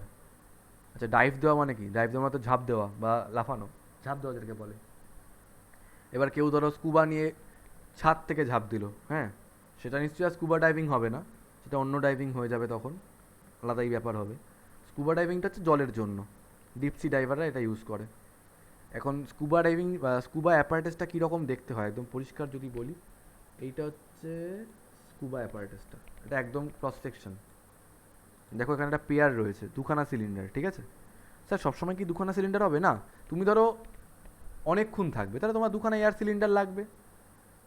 বা তুমি যদি অল্প সময়ের জন্য থাকো, গোয়া টোয়াতে এগুলো তোমরা যদি যাও কখনো করতে পারবে, ঠিক আছে? মানে যেরকম সমস্ত জায়গায় ধরো নৌকায় করে চড়ায় এরকম হয় না, সেরকমভাবে এখানে ডিপসি ডাইভিংয়ের সুবিধা আছে, গোয়াতে আছে এটা, আরও অনেক জায়গাতেই আছে স্কুবা ডাইভিং। তো হয় এরকমভাবে তোমাকে পড়িয়ে দেবে, মাছটা দিয়ে দেবে, নামবে জলের নিচে, কিন্তু সেফ, ওখানে কন্ট্রোলড ওয়াটারের মধ্যে, এমন না যে পুরো সমুদ্রের নিচে চলে গেলে তোমরা। যেরকম অ্যাকোয়ারিয়াম টাইপের হয় ওরকম বানানো একটা জায়গা। আমি নিজেও কখনো স্কুবা ডাইভিং করিনি, বাট আমার করার খুব ইচ্ছা আছে, খুব সুন্দর লাগবে জলের নিচটা। তো এখানে একটা ভাল্ব টাইপের করা আছে, ফার্স্ট স্টেজ ভাল্ব, ঠিক আছে? এটাকে বলা হয় হোস পাইপ হয় না, যেরকম দমকলের লোকেরা যে হোস পাইপ নিয়ে আসে জল দিয়ে, পাইপ দিয়ে জল ছেটায়, দুখানা এখানে এয়ার সিলিন্ডার করা আছে, একটা ফুরিয়ে গেলে আরেকটা দিয়ে অটোমেটিক্যালি এয়ার চলে আসবে। এয়ার মানে কি আছে, এর মধ্যে অক্সিজেন বগেরা রয়েছে, এয়ার রয়েছে। এখন এয়ারের মধ্যে অক্সিজেন নাইট্রোজেন সবই থাকে, কিন্তু শুধু যে অক্সিজেন আছে তাই কিন্তু না, এখানে নর্মাল এয়ার থাকে। আর তুমি এই মাস্কটা দিয়ে ব্রিদিংটা করছো জলের নিচে, পরিষ্কার কথা। তাই জন্য এই পুরোটাকেই বলা, এই কম্বিনেশনটাকেই কিন্তু বলা হয় scuba. This whole apparatus is known as scuba. Scuba নিয়ে যে নাবে তাকে বলে স্কুবা ডাইভার, ঠিক আছে। এবার এই যে তোমাদের কোশ্চেনটা বলেছে, একটু ভালো করে পড়ো তো কী বলেছে ওরা। ওরা বলেছে যে হঠাৎ করে যখন সমুদ্রের তলা থেকে কোনো ডুবুরি জলের একদম উপরে উঠে পড়ে, তখন তার দেহে অসহ্য যন্ত্রণা হতে থাকে। কেন তোমাদেরকে বলি, আচ্ছা ছোটোবেলায় সঞ্চারী, এই যে বায়ু হয় না, বায়ুতে কত পার্সেন্ট নাইট্রোজেন থাকে গো? 75%। 75%, বা আমি 70%ই ধরলাম, 70% নাইট্রোজেন। আর অক্সিজেন কত থাকে? 20%, তাই না? আর বাকি CO2 ফিও2 যা থাকার থাকে।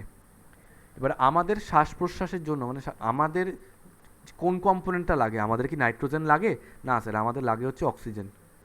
আমাদের লাগে হচ্ছে অক্সিজেন। তো তুমি তো এই সিলিন্ডারের মধ্যে এয়ার নিয়ে নেমেছো, সেই এয়ারের মধ্যে নাইট্রোজেনও আছে, সেই এয়ারের মধ্যে অক্সিজেনও আছে, সবই আছে। তার মধ্যে থেকে তোমার লাগবে হচ্ছে এই অক্সিজেনটা, পরিষ্কার কথা একদম, তোমার লাগবে অক্সিজেনটা। কিন্তু আজকে তোমরা একবার এই লোকটার কথা ভাবো তো, ওয়েট,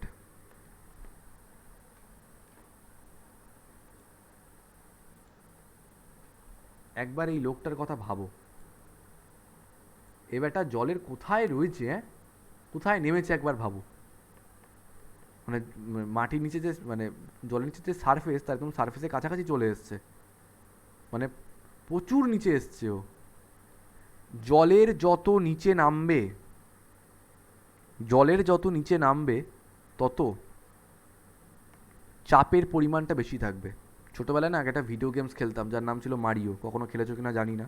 ওই মারিও গেমটায় না একটা জলের সিকোয়েন্স থাকতো, যেখানে খুব ভালো করে দেখাতো যে যত তোমরা জলের উপর দিকে রয়েছো চাপটা অত বেশি নয়, যত তোমরা জলের নিচের দিকে নেমে আসছো না, ওই মারিওটা পড়ে যাওয়ার চেষ্টা করতো, মানে চাপটা খুব বেশি থাকতো। সবসময় জানবে জলের যত গভীর দিকে যাচ্ছ তোমরা, গভীরতা যত বৃদ্ধি পায় তত চাপের মানটা বৃদ্ধি পেতে থাকে। তাহলে তোমরা এইটুকু বুঝে গেছো যে স্যার জলের যত নিচের দিকে নেমে গেছি, জলের গভীরতায় চাপের মান বৃদ্ধি পেয়েছে। এই চাপের মান বৃদ্ধি পাওয়ার সাথে সাথে কী হচ্ছে জানো? তোমরা যখন এই এয়ারটাকে এখান দিয়ে ইনহেল করছো, পর্যাপ্ত পরিমাণ অক্সিজেন পাওয়ার সাথে সাথে এক্সেস পরিমাণ, অতিরিক্ত পরিমাণ নাইট্রোজেন অণুও তোমাদের রক্তের মধ্যে দ্রবীভূত হয়ে যাচ্ছে। রক্তের কাজ কি? রক্তের কাজ হচ্ছে ওর মধ্যে যে অক্সিজেন দ্রবীভূত হয় সেই অক্সিজেনটাকে দেহের সর্বাঙ্গে পৌঁছে দেওয়া। আমাদের সমস্ত দেহের সমস্ত অংশের কিন্তু অক্সিজেন প্রয়োজন হয়। মাথায় যদি অক্সিজেন না পৌঁছায় তোমার মাথা কাজ করবে না, হাতে মানে অর্গ্যানগুলোতে যদি অক্সিজেন না পৌঁছায় অর্গ্যানগুলো কাজ করবে না। ব্লাডের কাজটাই হচ্ছে এটা, যে দেহের সমস্ত অঙ্গে অক্সিজেন পৌঁছে দেওয়া। এবার তোমার রক্তের মধ্যে বেশি পরিমাণে নাইট্রোজেন ডিজলভড হয়ে যাচ্ছে, অক্সিজেনও ডিজলভড হচ্ছে, নাইট্রোজেনও ডিজলভড হচ্ছে। যতক্ষণ পর্যন্ত দ্রবীভূত অবস্থায় রয়েছে নাইট্রোজেনটা তখন কোনো অসুবিধা করছে না। এইবার কি হলো, হঠাৎ করে এই ডুবুরিটা কী করে বলো তো, ওরা এই নিচ থেকে না এটা সিগন্যাল টাইপের দেয়, ঠিক আছে, এটা সিগন্যাল থাকে, সেই সিগন্যালটা দেয় সঙ্গে সঙ্গে, তখন হুশ করে ওরা উপর দিকে উঠে যায়। এবার কেউ যদি, তোমরা যদি কেউ জলে সাঁতার কেটে থাকো দেখবে জলে ডুবতে মানে যারা সাঁতার পারো, জলে ডোবাটা খুব কঠিন। একটু হাত পা নাড়ালেই না আমরা হুশ করে উপর দিকে উঠে যাই, দেখবে জলের নিচ থেকে উপর দিকে উঠতে বেশি সময় লাগে না। তো কেউ ধরো দুম করে উপর দিকে উঠে গেল, ঠিক আছে, খুব তাড়াতাড়ি কয়েক সেকেন্ডের মধ্যে, কি হবে জানো? জলের নিচে ঠিক যতটা বেশি প্রেশার ছিল, জলের উপর দিকে এসে প্রেশারটা ঠিক হুশ করে রিলিজ করে গেল। ঠিক যেরকম বোতলের ঢাকনাটা তাড়াতাড়ি খুলে যেরকম বোতলের ঢাকনাটা রিলিজ করে যাচ্ছিল, প্রায় প্রেশারটা রিলিজ করে যাচ্ছিল, এখানেও তোমার উচ্চ চাপে রক্তের মধ্যে নাইট্রোজেন অণু দ্রবীভূত হয়েছিল, যেটা তোমার কোনো কাজে লাগে না। যেই তোমার চাপটা কমে গেল উপর দিকে ওঠার সঙ্গে সঙ্গে, রক্তের মধ্যে ওই দ্রবীভূত হয়ে থাকা নাইট্রোজেন অণুগুলো সঙ্গে সঙ্গে বুদবুদ তৈরি করলো, তোমার রক্তের ভিতরে বাবল তৈরি করলো। সেই বুদবুদগুলো কি করবে? রক্তের প্রবাহটাকে বাধা সৃষ্টি করবে, অক্সিজেনের প্রবাহটাকে বাধা সৃষ্টি করবে, যেই কারণে ঠিকঠাক করে ব্লাড ফ্লো হবে না। তোমরা জানো যে মানুষ মারা যাওয়ার সময় মানুষের চোখ খুলে যায় কেন? কারণ আমাদের শরীরে যখনই রক্তের ফ্লোটা বন্ধ হয়ে যাবে, সঙ্গে সঙ্গে অক্সিজেন পৌঁছায় না কোনো অঙ্গে, আর অসহ্য যন্ত্রণা শুরু হয়। সেই অসহ্য যন্ত্রণায় আমাদের চোখ খুলে যায়। At the time of death এটা হয়, যখন ব্লাড ফ্লোটার হয় না, আটকে যায়, অসহ্য যন্ত্রণায় মানুষের চোখ খুলে যায়। তো ডুবুরিরা যখন নিচ থেকে একদম উপর দিকে চলে যায় না হঠাৎ করে, সঙ্গে সঙ্গে প্রেশার এতটা রিলিজ করে যায় যে নাইট্রোজেন অণুগুলো জোর করে দ্রবীভূত অবস্থায় ছিল। অনেকে আবার এটা জিজ্ঞেস করে, স্যার আর অক্সিজেন অণুগুলো? দেখো সারফেসে মানে নর্মাল এরকম আমরা যেরকম সারফেসে ঘুরে বেড়াই, এখানে যেটুকু প্রেশার থাকে সেটা অক্সিজেনকে দ্রবীভূত করে রাখার জন্য যথেষ্ট। বাট এত পরিমাণ নাইট্রোজেন দ্রবীভূত হয়েছে, সেটাকে তো আর দ্রবীভূত করে রাখতে পারছে না, ওগুলো তো বাবল হয়ে বেরিয়ে আসছে, বুদবুদ হয়ে বেরিয়ে আসছে, রক্তের মধ্যে বুদবুদ ভাসছে। এই জন্যই তো যখন আমরা ওই ডাক্তাররা যখন অক্সিজেন কি বলে ইঞ্জেকশন দেয়, তখন বাবলগুলোকে বার করে নেয়। বাবল আমাদের ব্লাড ফ্লোয়ের জন্য অত্যন্ত ক্ষতিকর। এই বুদবুদগুলো কিন্তু রক্তের প্রবাহকে বাধা প্রদান করে, যে জন্য অর্গানগুলোতে আমাদের পর্যাপ্ত অক্সিজেন পৌঁছায় না। পর্যাপ্ত অক্সিজেন পৌঁছায় না বলে অত্যন্ত যন্ত্রণা হতে থাকে শরীরের মধ্যে। অক্সিজেন যন্ত্রণা যে কি মারাত্মক না, মানে কোনোদিন যেন আমাদের কাউকে এরকম যন্ত্রণা ফেস করতে না হয়, ভগবান করুক। মারাত্মক মারাত্মক জিনিস, মানুষ পাগল হয়ে যায় অক্সিজেন ফ্লোয়ের জন্য, মানুষ পাগল হয়ে যায়। তো ডুবুরিটা যখন হঠাৎ করে ওপর দিকে উঠছে, প্রেশার রিলিজ করে যাচ্ছে, এই নাইট্রোজেনগুলো দ্রবীভূত অবস্থা থেকে বাবলে পরিণত হচ্ছে, বুদবুদ তৈরি করছে, যেই কারণে অসহ্য যন্ত্রণা সৃষ্টি হচ্ছে। ইংলিশে এই ঘটনাটাকে একটা টার্ম বলা, একটা নাম দেওয়া হয়েছে, বেন্ডস। মনে হবে প্লুরাল ফর্মে লিখছি, বাট এই নামটাই বেন্ডস। বেন্ডস মানে কি স্যার? ওই যে ডুবুরিরা হঠাৎ করে নিচ থেকে উপর দিকে উঠলে ওই যে রক্তে একটা অক্সিজেনের প্রবলেম হয়, প্রবাহ হতে পারে না, শরীরে একটা অসহ্য যন্ত্রণা সৃষ্টি হয়। কেন? এই নাইট্রোজেন অণুগুলো যেগুলো উচ্চ চাপে দ্রবীভূত হয়ে গেছিলো জল রক্তের মধ্যে, সেগুলো এখন বুদবুদ হয়ে বাইরে বেরিয়ে গেছে, রক্তের প্রবাহকে বাধা দিচ্ছে। রক্তের প্রবাহ ঠিক করে হচ্ছে না, তাই অক্সিজেনের প্রবাহ হচ্ছে না। অক্সিজেন প্রবাহ না হওয়ার জন্য অসহ্য যন্ত্রণা সৃষ্টি হচ্ছে, সেই অসহ্য যন্ত্রণাকে বলে হচ্ছে বেন্ডস। প্রত্যেককে জিজ্ঞেস করছি, প্রত্যেকে বুঝতে পেরেছো কিনা বলো, ইচ অ্যান্ড এভরি ওয়ান। এই বেন্স ব্যাপারটা সবাই বুঝতে পারলে যে কেন কষ্ট হচ্ছে? হ্যাঁ দাদা। হ্যাঁ হ্যাঁ স্যার। জয়ন্ত বুঝেছো? হ্যাঁ সৃজা কই?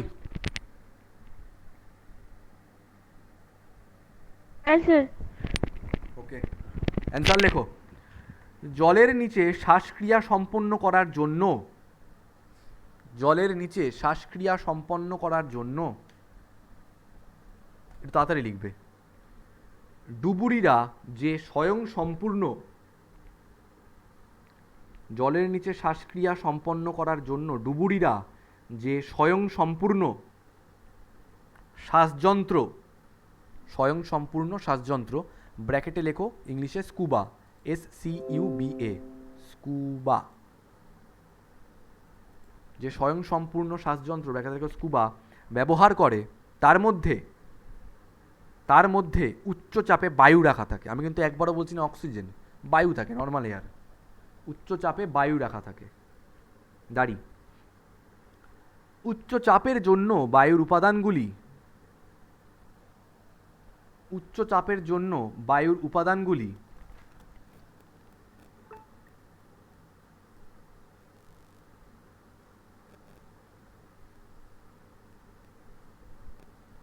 বায়ুর উপাদানগুলি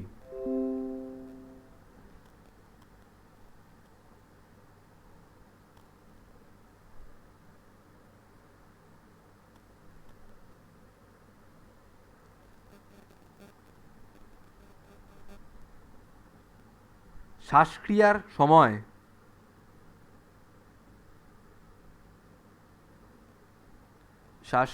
সময় ডুবুরিদের দেহের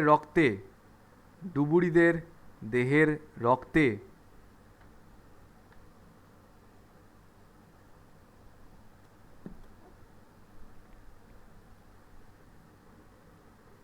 ও অন্যান্য দেহরসে সাধারণ চাপের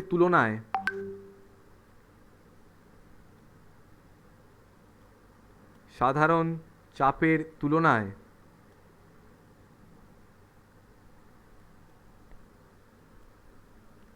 অনেক বেশি মাত্রায় দ্রবীভূত হয়।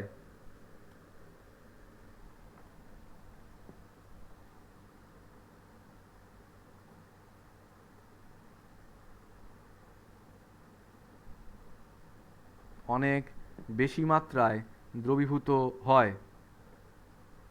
দাঁড়ি, এখন কোনো ডুবুরি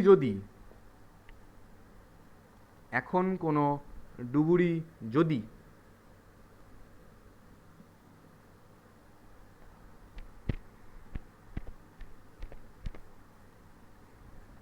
জলের উপরে হঠাৎ উঠে আসে?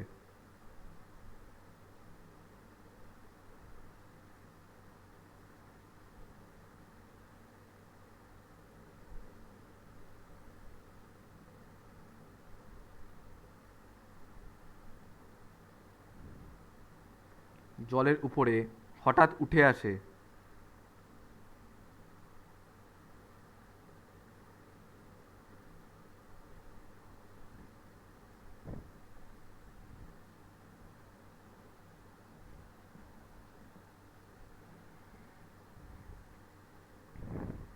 তবে চাপ সহসা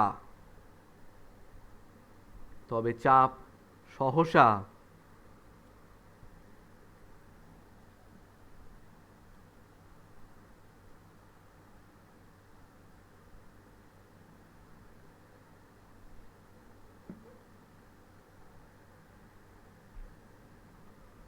যথেষ্ট পরিমাণে হ্রাস পাওয়ায়, চাপ সহসা যথেষ্ট পরিমাণে হ্রাস পাওয়ায়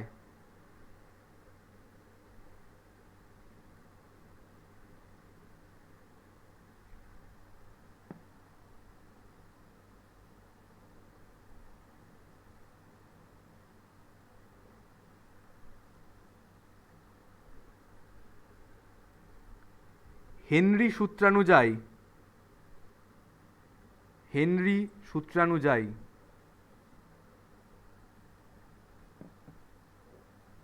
রক্তে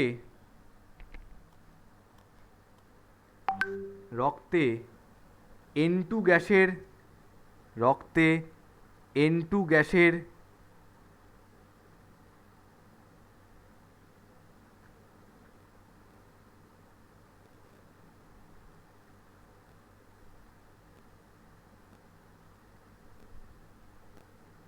দ্রাব্যতাও হ্রাস পায়।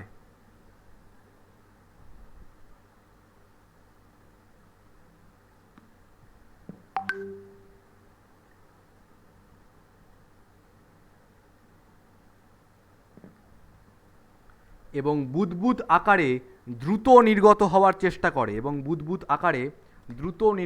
চেষ্টা করে দাড়ি।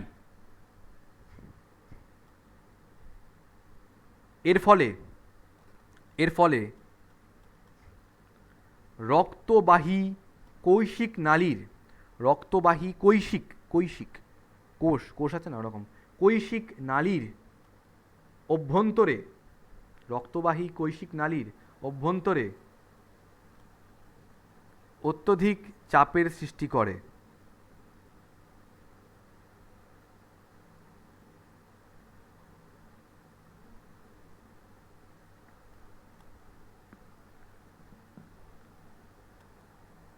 চাপের সৃষ্টি হয় এবং দেহের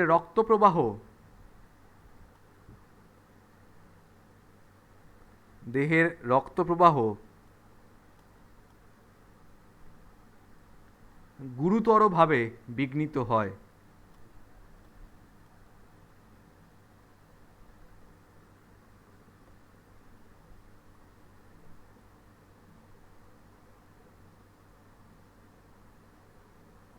দাড়ি।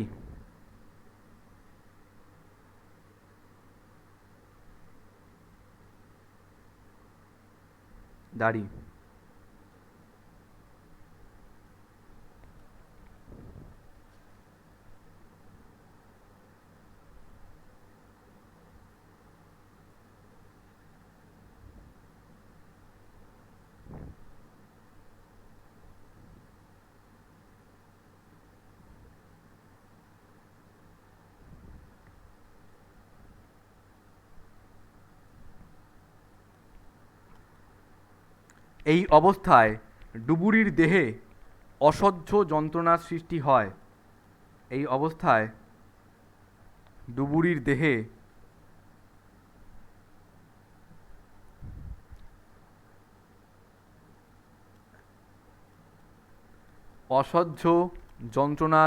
সৃষ্টি হয়।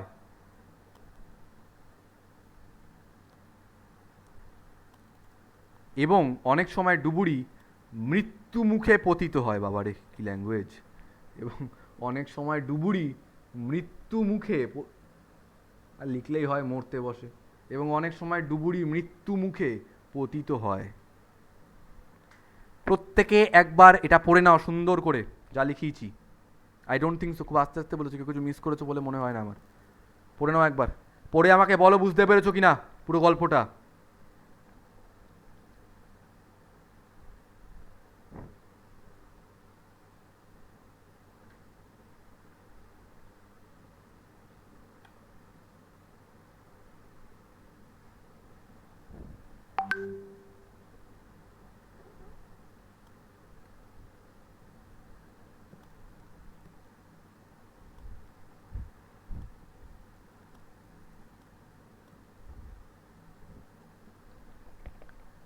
প্রত্যেকে বলো বুঝতে পেরেছো।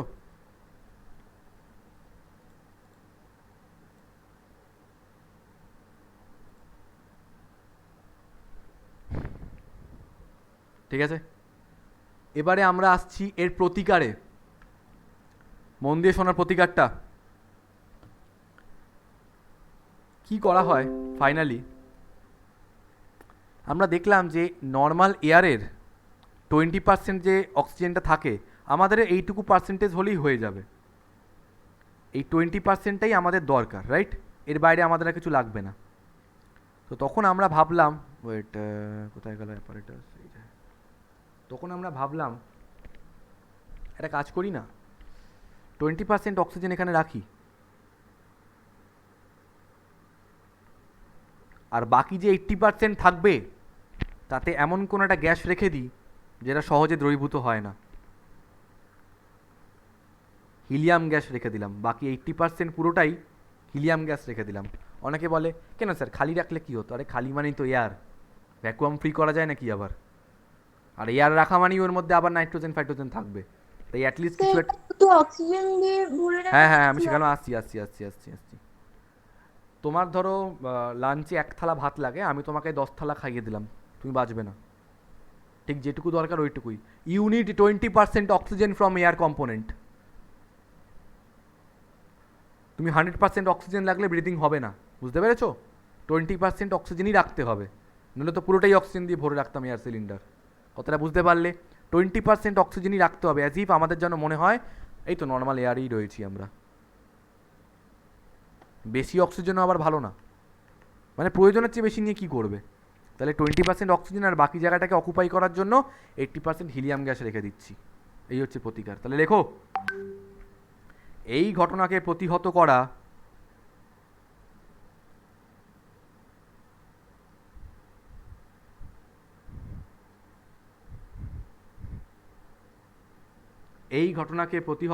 সম্ভব হয় যদি, হ্যাঁ মানে এইটা একটা প্রতিকার, হ্যাঁ মানে ডুবুরিরা যদি আস্তে আস্তে আস্তে করে ওঠে, তাহলে কি আস্তে আস্তে দেহের ইকুইলিব্রিয়ামটা কাজ করে, কিন্তু অত আস্তে আস্তে উঠলে আর দেখতে হবে না, বেলা কাবার হয়ে যাবে। তাই জন্য লেখো, এই ঘটনাকে প্রতিহত করা সম্ভব যদি ডুবুরিরা ধীরে ধীরে জলের উপরে উঠে আসে।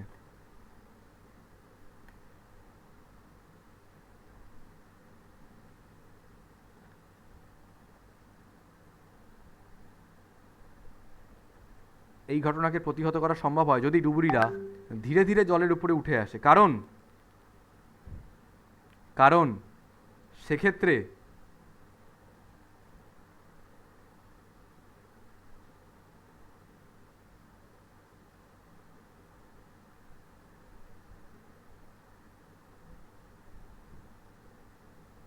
সেক্ষেত্রে চাপ ধীরে ধীরে হ্রাস পায়, চাপ ধীরে ধীরে হ্রাস পায়। বর্তমানে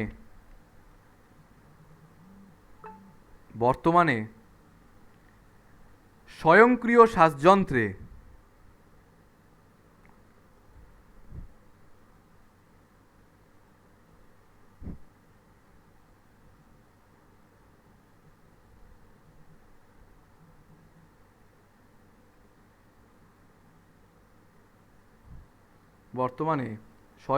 শ্বাসযন্ত্রে বায়ুর পরিবর্তে 20% অক্সিজেন ও 80% হিলিয়াম গ্যাসের মিশ্রণ ব্যবহার করা হয়।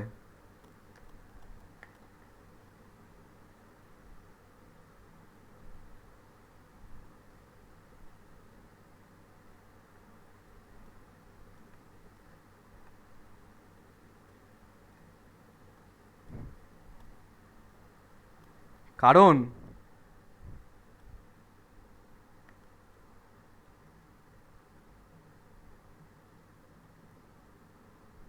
কারণ রক্তে N2 গ্যাসের তুলনায় হিলিয়াম গ্যাসের দ্রাব্যতা অনেক কম।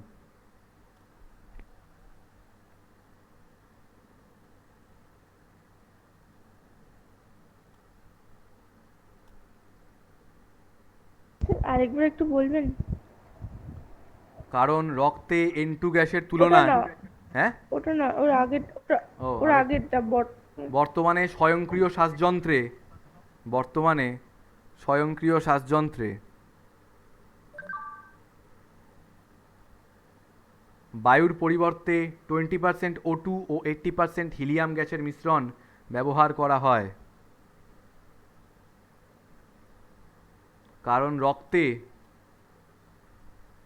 রক্তে N2 গ্যাসের তুলনায় হিলিয়াম গ্যাসের দ্রাব্যতা অনেক কম।